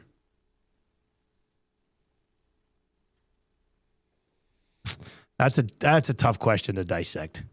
It's hard to do these in football. Football is such a sport where, like, I know hockey has offense and defense too, but they're all kind of playing. It's all merged together there. Well, we talked about the ground game that they have, and so we also talked about the defense. So you think you'd go to the defense? I think you'd probably go somebody on the defense, but I just don't know if anybody's like head and shoulders. You I know had what I mean? Something Like this week in one of my game notes. Let me bring this up for a sec. There was one Elk. I think it might have been JJ Ross. because I go to Cody Fajardo for the vibes. Well, if we that's- were saying, like, I think. not second best, but like second most important player, I'd still is that go the question? Cody. Most No, it important? says best. Best. Okay. Well, then that no. Because I think we go Cody Fajardo for the vibes and leadership. Yes. Yeah. But as far as to me, the best is like the talent level. or Well, whatever. okay. So like a Terrell Ford. Like I don't know the numbers offhand that he's put up this season, but certainly when you're looking at that secondary, I mean, he's the guy that jumps out at you. Where is he? Okay, so the lowest completion percentage allowed among defensive backs so far this year, JJ Ross is first in the league. Like, he's done a better job defending passes than anybody else in the league so far this year. JJ Ross is number 1. The completion percentage when thrown in his direction is 44.4%. Benji Franklin, Toronto's 50. Anthony Johnson in Calgary's 53. Major Williams, what a name, in Winnipeg, 54. Cordell Jackson's actually 6th in that category as well. I know he hasn't put up the numbers, but I'll always go with my boy Malik Carney. I mean, had a forced fumble in a recovery last game. Offensively, the best receiver they have is Austin Mack. I still think. I know some guys have been doing other things, but like he's the biggest name. TJ Luther has been a pleasant surprise. Luther's been good. Yeah. Oh, that's a tough one. 780-218-9999. 780-218-9999. Oh, could be a case for Julian, their punter. He's an absolute stud. I don't mind that. He's the best punter in the league. So you could kind of make a case for that as well. Scuba Steve says DeBlanco. Blanchard's 8 field goals, 4th in the league. Been a good year for him. Yeah, the fact that we're not talking about him too much. Yeah, that's good. That's a positive for him as well. Question number 3. Do you think Darnell Nurse would expand his list to include the Ducks? So if the Oilers come to him and say, hey, the Ducks are interested in you, we can't get what we want from these other 3 teams on your list, will you give us the Ducks as well? Do you think Darnell Nurse looks at the Ducks right now, who just eliminated him and his team from the playoffs, and go, yeah, I can go there for a few years? If it's no, then what? Then like you're saying that nothing else can be explored. So then it's like, if not the Ducks, then what? Yeah, do they come to him and say, if it's not the Ducks, you're staying? Yeah, because I would probably, like by this point, you think he would go anywhere as opposed to staying. Because you've gotten to this. No, but it's not. I don't think it's because he wants to leave. He's looking for ideal spots to go. Right. And he wanted to get out to that Pittsburgh, Philly area. But you can't walk this back now, can you? Oh, dude. I know. You think this organization cares what people think about that? I know. Like, it'd be such a... We were totally just joking, Darnell. We really want you. Really? Just kidding. Really? Well, DJ Smith, again, I go back to his... DJ Smith, yeah. That would be the angle. Oh, yeah. Right? Like if they can't move them and they have to talk about the availability, you know what? New coach. DJ talked to us and just said he really thinks he can work with Darnell Nurse. So that's why we didn't trade him. Yeah. We kept him. Thinks there's something in there that still can be unlocked. I like the idea of them also just saying, no, it was all false reporting. We were never. I don't mind that. I don't mind that at all. That could be a good. No, that was just rumors. We have audio recordings of you talking about it. No, you don't. No, you don't. No, you don't. AI. Yeah. Gord over in the chat says, insiders reported Nurse asked for a trade this summer. He wants out. All right, Gord. Well, he was approached. Yeah. He was approached and had a conversation, and then they let it be known that he requested a trade through that. Yeah. But it was the team that talked to him. Yeah. When the team initiates a conversation with a player, and then it comes out that the player has requested a trade, I'll be honest with you, I don't think I've seen that in a lot of other places where they go, the team's going to go talk to the player. Oh, and then the player's requested a trade, as opposed to the player just going through their agent to an insider saying, I want out. Here's my trade. Yeah. What was said, hey? Yeah. So we'll see. Krager texts in and says, my son is a 14-year-old hockey player. My daughter's 12-year-old and plays softball and does cheerleading. I've tried to encourage and get both kids playing soccer. Both kids say no thanks. So I asked why, and both kids say it's too boring. Dad. Yeah. Let me say this about soccer. Can it be boring to watch at times? Sure, I understand that case. But like when your kids are playing it, I don't think it's boring for the people playing it. Like Elizabeth has an absolute riot playing soccer. Moving around all the time. Like, from a visual thing, people are going to say that. But I think kids playing soccer, I don't know. I've never once had Elizabeth come to me and be like, yeah, that was boring. She even played goal 3 times this year, only faced 1 shot in all 3 games. You had a really good team. And she still loved it. It's not for everybody. This one is in and says, kids baseball is way more boring than soccer. I think it could be said, like, and I coach baseball too. An electric sport. And when kids are pitching at the 11 and under age, very rarely do they give you enough pitches that the other kids can actually get a hit. And you just don't want kids walking the whole time. So that's why the coach will still come in at the end and throw a couple to make it. From a kid's perspective, I think Marshall would be more bored playing baseball than Elizabeth is playing soccer. but he also loves playing baseball. Yeah. So we'll see where that conversation goes after Canada wins the World Cup. Oh boy. Gager is on the way next. We'll get his thoughts on a little Formula One action. George Russell desperately needed a win, and he got one. So we'll get into that. We'll also get Gager's thoughts on this non-existent goaltending market, maybe, and the Oilers' weekend and how they're continuing to wait on Darnell Nurse. And Janmark. Oh, yeah, and obviously we'll talk about T.S. Janmark with him as well, because that's not boring. Well, Gager's on the way coming up. If you're listening on 95.7, couple minutes of commercials, quick traffic update. Don't go anywhere. Locked and loaded with Joaquin Gage coming up next. If you're watching on YouTube, hammer the thumbs up for us. Sub to the channel if you haven't already. All of our online platforms. Sports Update with LTE right now.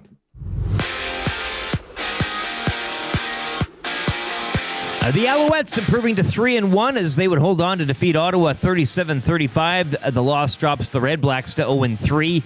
The 0-3 BC Lions firing special teams coordinator Corey McDermott yesterday as well, ahead of their game with the undefeated Edmonton Elks. That goes Saturday, 5 o'clock out in Kelowna. Week 5 will kick off Thursday from Calgary between the Stamps and Argos. NBA news and notes from this morning. Warriors forward Draymond Green is reportedly declining his $27.7 million player option to become a free agent. Cavs James Harden declining his $42.3 million option. The Clippers and the Toronto Raptors are apparently seriously engaged on a trade that would send Kawhi Leonard back to Toronto. This according to Shams Charania. Toronto Blue Jays, they dropped their 6th straight yesterday, 3-2 to the Rangers as Texas complete the 4-game sweep. Jays back on the diamond tonight. They'll host the Mets. Trey Savage starts, first pitch 5:07. Riverhawks had their game with Port Angeles rained out yesterday from Remax. That game will be made up mid-July out in Washington State. The Hawks will look to make it 5 straight wins tomorrow. They welcome in the Bellingham Bells to begin a 3-game set. Stingers picking up another win, 105-103 over the Mamba from the Expo Center.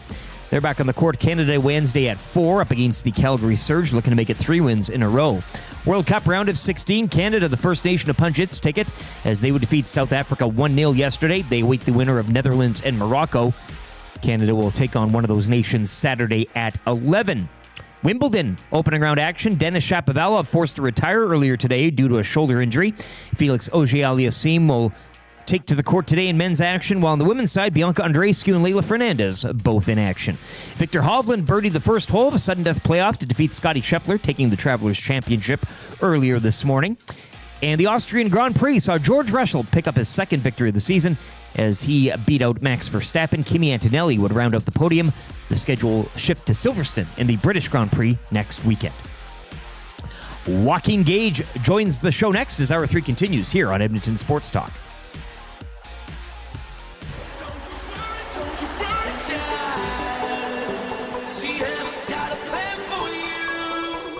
He's your matchup defenseman. He can pass. He sees the ice. He makes plays. He can shoot. He's not a sexy defenseman. He can match up against all the top forwards. He can move the puck. He has more skill to show also. Well, this is a player, big, strong D-man, who is coming into his own. I could see his game trending up, and it was time to act on it. Here comes Adam Larson, streaking up the ice, through the puck in front, he scores!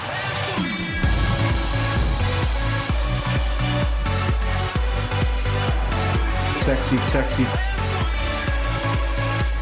Sexy, sexy. Sexy, sexy, sexy defenseman. Sexy, sexy. Sexy, sexy.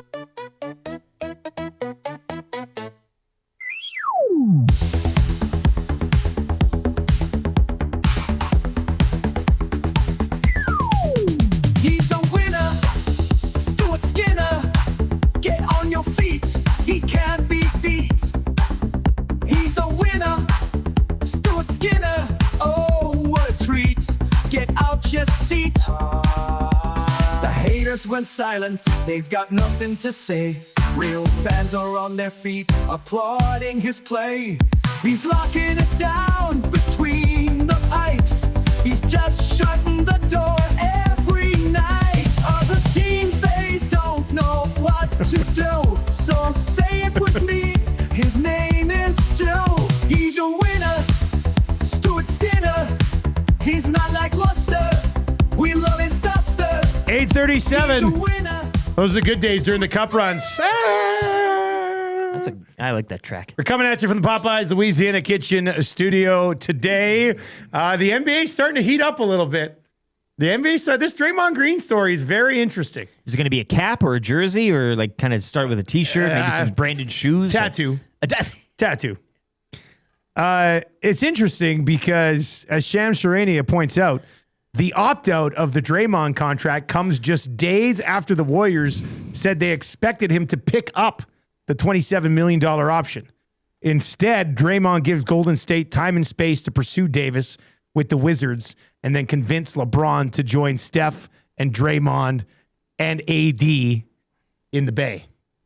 So this Just is a matter like of time. First step to maybe make that happen. Yep. So, well, we'll see how that all plays out. Oh my goodness! You as a Warrior fan, gotta love it. Hey man, where he goes, I go. Yeah, it's always. So I want him to go to some obscure It's always market. been the way. I want you in Hornets gear or something like that. I don't think that would have been a gas. I don't think I could go. I don't think I could go that far. That one probably. That one probably wouldn't work out. All right, let's get to Gager.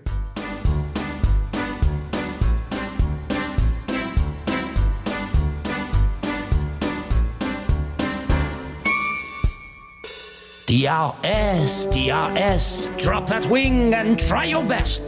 Get up close, you've got to press, must be within 1 second or less. Show that speed, please don't swerve. Hey, look out, here comes a curve. Hit the button, be ambitious. Goodbye, Mikey, too judicious. Around the world, they will prance. Red Bull Ring to Paris, France. And you never want to finish second best. Push on and refuse to lose, drop the wing and then use DRS, DRS, DRS. By God, Joaquin Gage's music, and he joins us on the Firehouse Subs hotline. Firehouse adding a new location at the airport, right when you go through security. It's just over to the right. You can't miss it. Absolutely delicious. They've got breakfast being served at Firehouse. It's game-changing stuff. Game-changing stuff at Firehouse out at the airport. Firehouse Subs, hot, hearty, and made to satisfy. Joaquin Gage, the man, the myth, the legend. Gage, I got to ask you, how do you think we look in our suits today? Looks good, boys. Looks good. Very professional. What color? I like it. Yeah, I like it. You got the gray. You Very have gray humid too. in here. Yeah, well, it's a grayish green. Yeah. Yeah, I gotta have a talk with my partner. He's upset about the whole thing. Why? Why? What's his he problem? We're said talking he Hernan Salas here. Yeah, he was upset that he had to wear a suit to work. I'm like, geez, man, it's we should actually start looking a little bit more professional. We have that shirt thing. I'm thinking we, at least for EST afternoons, we start putting together maybe uniforms for us moving forward. Oh, that would be nice. Yeah. Put on your uniform, Hernan. The thing is that I don't know why he wouldn't want to wear a suit in, because he probably makes that thing look better than all of us. You saw him on the sidelines with the Elks. Yeah. Like he dresses sharp good. dressed man. Sharp dressed man. Well, that makes me sad. I know. Yeah. He'll be fine, but you know. He'll just complain a lot. Yeah. Yeah. He'll walk in and be walking down the hall with his backpack on going, happy Monday, guys. Yeah. It's windy. Yeah, Ugh. exactly. All right. Gage, let's switch it up. Well, first of all, let's start with Eustáquio's goal. Where were you when Eustáquio fired home the only marker of the game for Canada? Okay, so when you're in the same situation now that I was all weekend, I was home alone. I was Kevin McAllister doing it, and so at first you revert back to full bachelorhood, which is great, which is fantastic. You're basically just underwear, tarps off, roll around, but then you got to clean up, right? It's amazing how much mess you can make as one person. So I was doing the ensuite bathroom cleaning up, but I was pressed for time, so I took the Bluetooth speaker with the phone up into the bathroom and was listening to it and screamed when they scored. So I was cleaning the bathroom. I was cleaning the bathroom in extra time, going, gosh, I don't want this to go to a shootout. And I was all mad, and then they scored, and it was, I had to run downstairs and rewind it. It was, what a moment. What a moment. I love how you were scrambling last second to get the bathroom clean before your family came home. No, it was all day though. Like the main floor was done. So I went upstairs, did all the clean sheets, vacuum. Like it was a process. Why don't you tell me you did? I don't want Tam to think I'm going to do all that before they come back. You took the lights down. I took the Christmas lights down. No big deal. Yeah. Way to find that 11 minutes, Dusty. That's good. That is all it took. It's pretty sad. I should have done it sooner. But and I was just like, I remember I went in after. I said those mosquitoes were awful. Well. And she's like, well, if you took down the Christmas lights in February, there would be no mosquitoes. I said, fair point. Fair enough. We'll move on. We'll meet in the middle. Move on. All right, George Russell gets it done. His teammate's been the star of the show so far. Georgie really needed that one, didn't he? Yeah, and it hasn't been going well for George, right? He's had problems with the car, just not enough confidence in what that car could do for him. But I think it was good in free practice. Like he looked okay, and then kind of caught the break with Max going off, but he still would have been fastest lap. I had to do a little bit of a dive into why that lap counted, because he passed on a single yellow, I guess. But they look back at the actual onboard data, and he did lift off going that. And that just goes to show you how fast he was actually going to put that car on pole. And it just seemed like he just had a flawless weekend where he drove well. The Mercedes team got everything right down to strategy, the tire types, because it was hot. I was listening to Tim Hraney, and that guy was a puddle in Austria by the sounds of it. But great weekend for Russell and Mercedes. I mean, to win the race and the top three, which is kind of cool. It was all under like 3 seconds. But as our friend Dominic Toretto always said, doesn't matter if you win by an inch or a mile, winning's winning. What about Silverstone? What are your expectations moving forward to Britain? Well, it all depends on who I put on my fantasy team, because obviously I put Ferrari on my fantasy team this weekend, and they just went right into the pooper with everything that was coming out with their, they were the new engine upgrades. Everyone's getting these packages, and Ferrari was supposed to close the gap to Mercedes. But maybe they were able to take a lot, and I don't think you can count Lewis out in Silverstone, right? That's one race that he check marks every year. Yeah.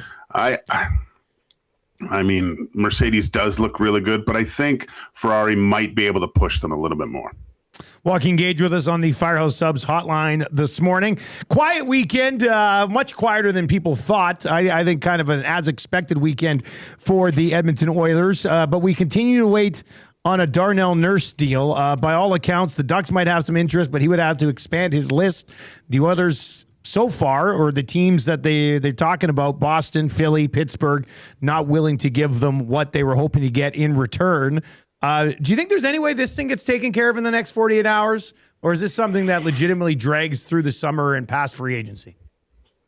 I've really thought, because of the chatter about the whole thing, Dusty, that this would. There's been a lot of movement in the league too, right, Gage? Like guys are moving. Yeah. Like my phone, I don't have it's set up for notifications, but I kept looking, and all these moves kept coming forward. So my thinking was, wow, it's just usually when one shoe falls, it's just an avalanche, and it was. And so I thought the Oilers might be in on one of these deals where it's something. But since then, I mean, July 1st is looming here, but I'm kind of now thinking that this does drag on till later on. If the Oilers, are they better suited to kind of wait and see how everything shakes out after July 1st and then move Nurse? I thought that might not be a good idea, but if they can't get it done now, maybe that's the better course of action. It's hard because it just seems like they haven't been able to get much done. Yeah, they were able to get two important pieces back, but They had to do that, or else it would have been very, very difficult for them. I wanted to say congratulations to former Edmonton Oiler Brett Kulak with signing with the Colorado Avalanche, 4.5. Man, I was selfishly thinking, does he come home again and get that deal? But obviously with the signings, it wasn't possible. But good for him. That's awesome. Also, don't like the term on that one either. Yeah, well, these guys have been getting the years though. I mean, good on them for the. At least with Kulak, he's got that skating ability that when he's further on, that lasts longer, right? The 5 years, it just seems like everyone's getting that. But at least with Kulak, his the way he skates, I don't think it'll affect him as much as it would some other demon that you're seeing around that same age and signing that same term. Longtime Oilers target Sebastian Cossa traded over the weekend. That's probably what sent people off the edge, is that somebody else picked up Cossa when it looked like the Oilers are getting to him. Yeah.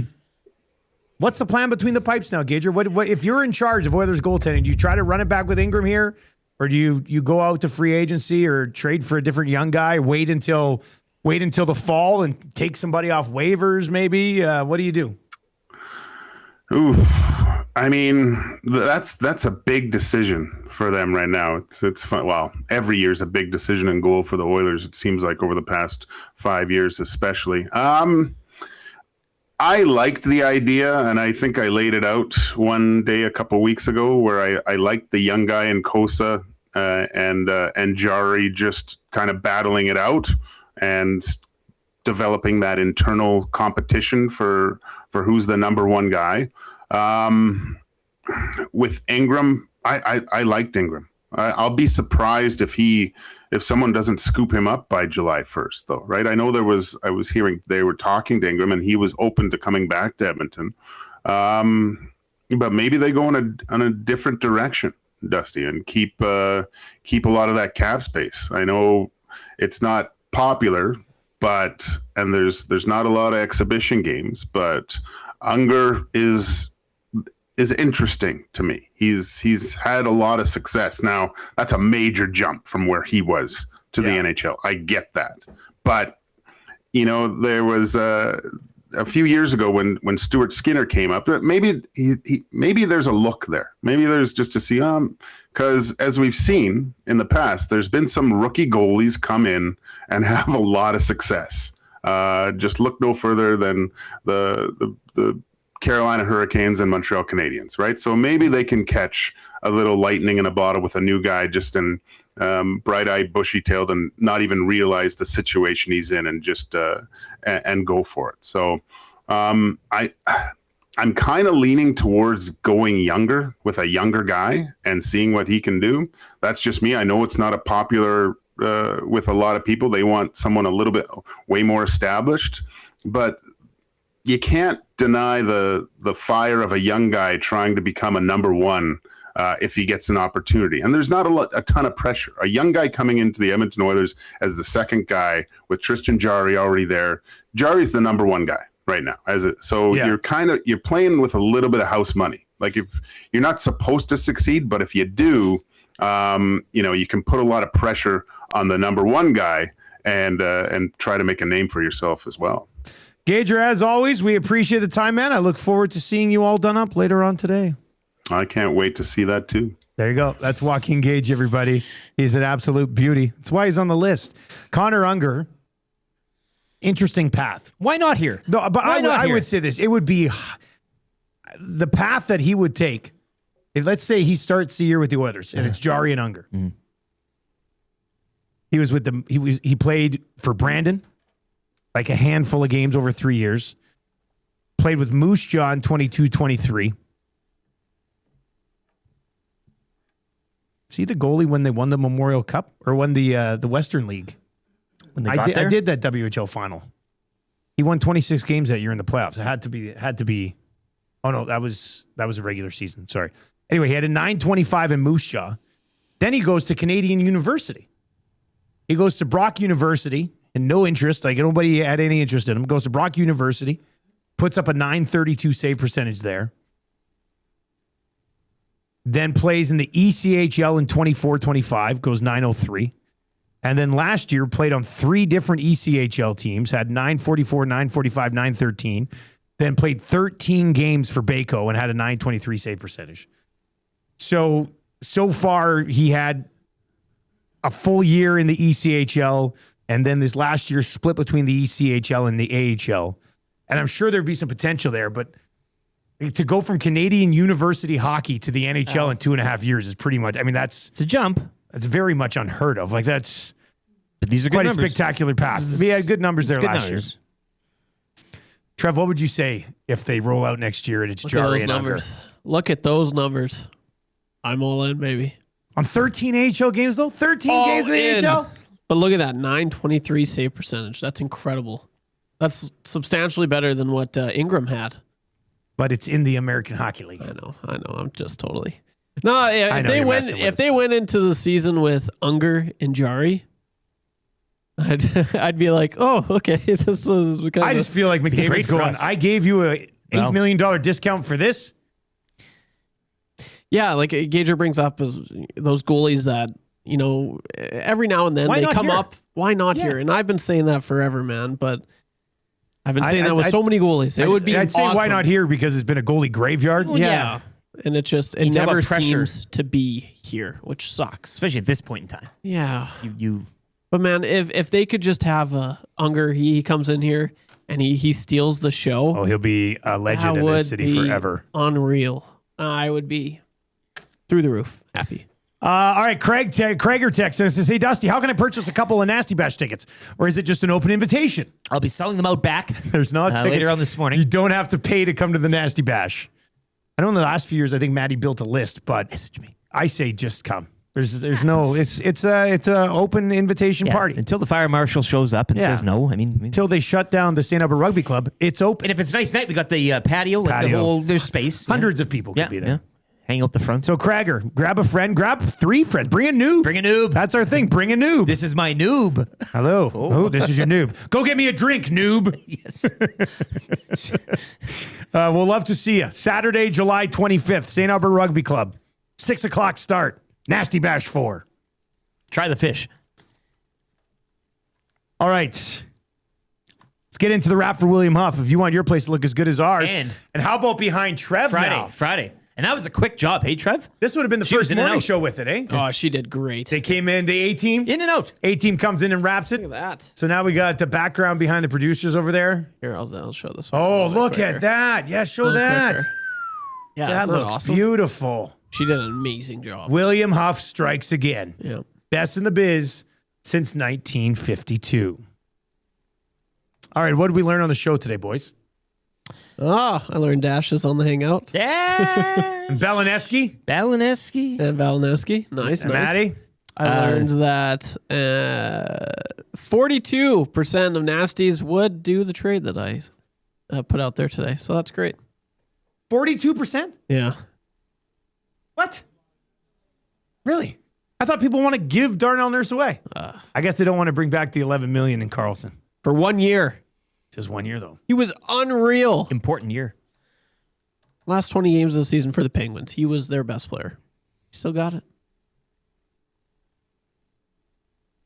I learned that Eric now owns a collector's item Riders jersey. Isn't that something? I wouldn't. Number 218 out of 500. I've never had a number jersey like that before. That's cool, man. Rider Nation 13. I really like it. Wasn't expecting it. You can see the numbers on if you hold it up here, you can see the numbers on our show. Yeah. See, so it's not bad when you're 3 feet away from it.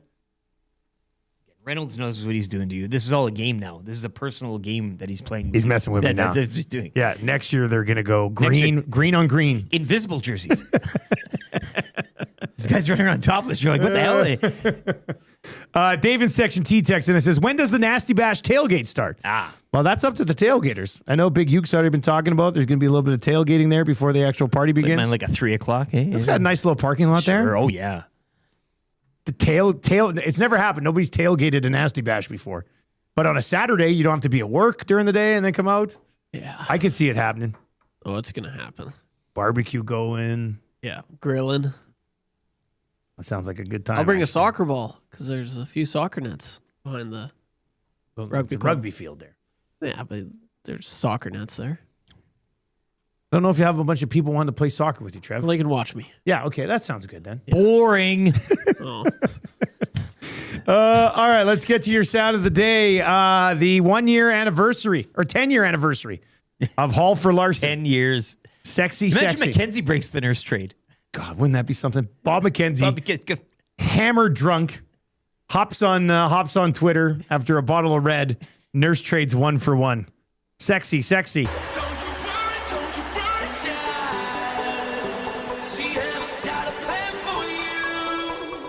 your matchup defenseman. He can pass. He sees the ice.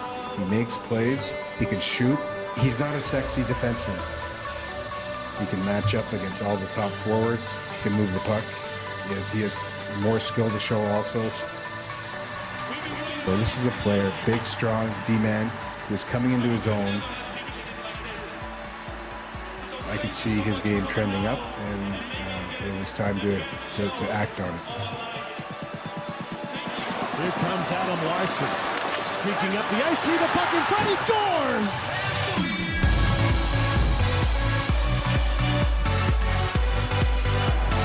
Sexy defenseman.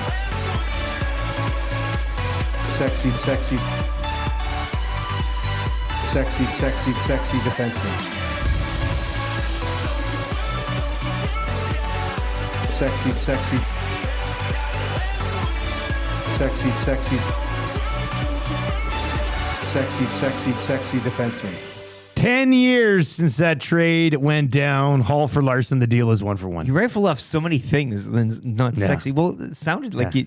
I like the part where he said he can shoot. He can skate. He's big. Sound of the day brought to you by Sport Ball. 2 functioning kidneys.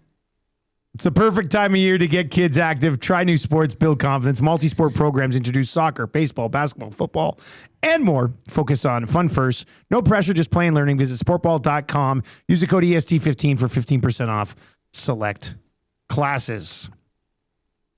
I also learned today that Draymond opted out of his deal to give them more room to try to get their hands on Anthony Davis and LeBron James and Golden State. Yeah, we learned that you're going to be a Golden State Warriors fan.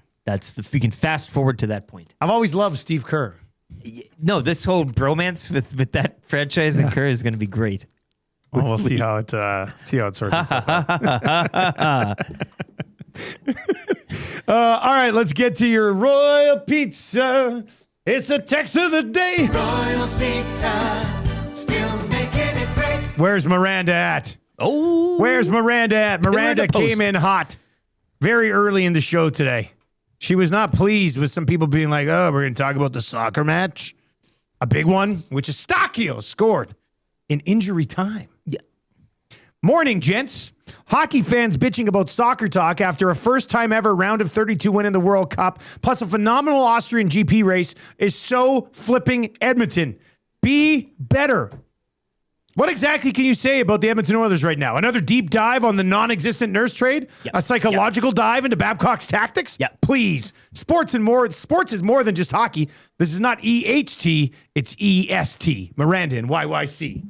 Congratulations. You got yourselves a Royal Pizza gift card. No mention of Janmark in there either. Could have added that on. I mean, we'll have Janmark goaltending. Day. I don't know when it'll happen. I'm pretty sure I don't want it to happen. Well, we still have one more trade of the day. Janmark Day. Oh, one trade left tomorrow. That's good. All right, we got to get you back to some sweet tunes over on 95.7. If you want sports talk all day long, download the iHeartRadio app, download the TuneIn Radio app, hop on over to YouTube, and you can listen all the way through the day. We got you covered here as we all sit around twiddling our thumbs, waiting for the others to trade Darnell Nurse. Rage Against the Machine is coming up next. That kind of summarizes the opinion of some Oilers fans over the weekend. That is on the way on 95.7. I'll be back with the Lock Shop at we'll have it at 11 and then at noon today with Oilstream. Hangout's on the way next. Stick around for that. For YouTube Trev, Lieutenant Eric, I'm Dustin Nielsen. Huge shout out to Modern Measure, our final Modern Measure Monday. All looking pretty sharp here today. Take it easy.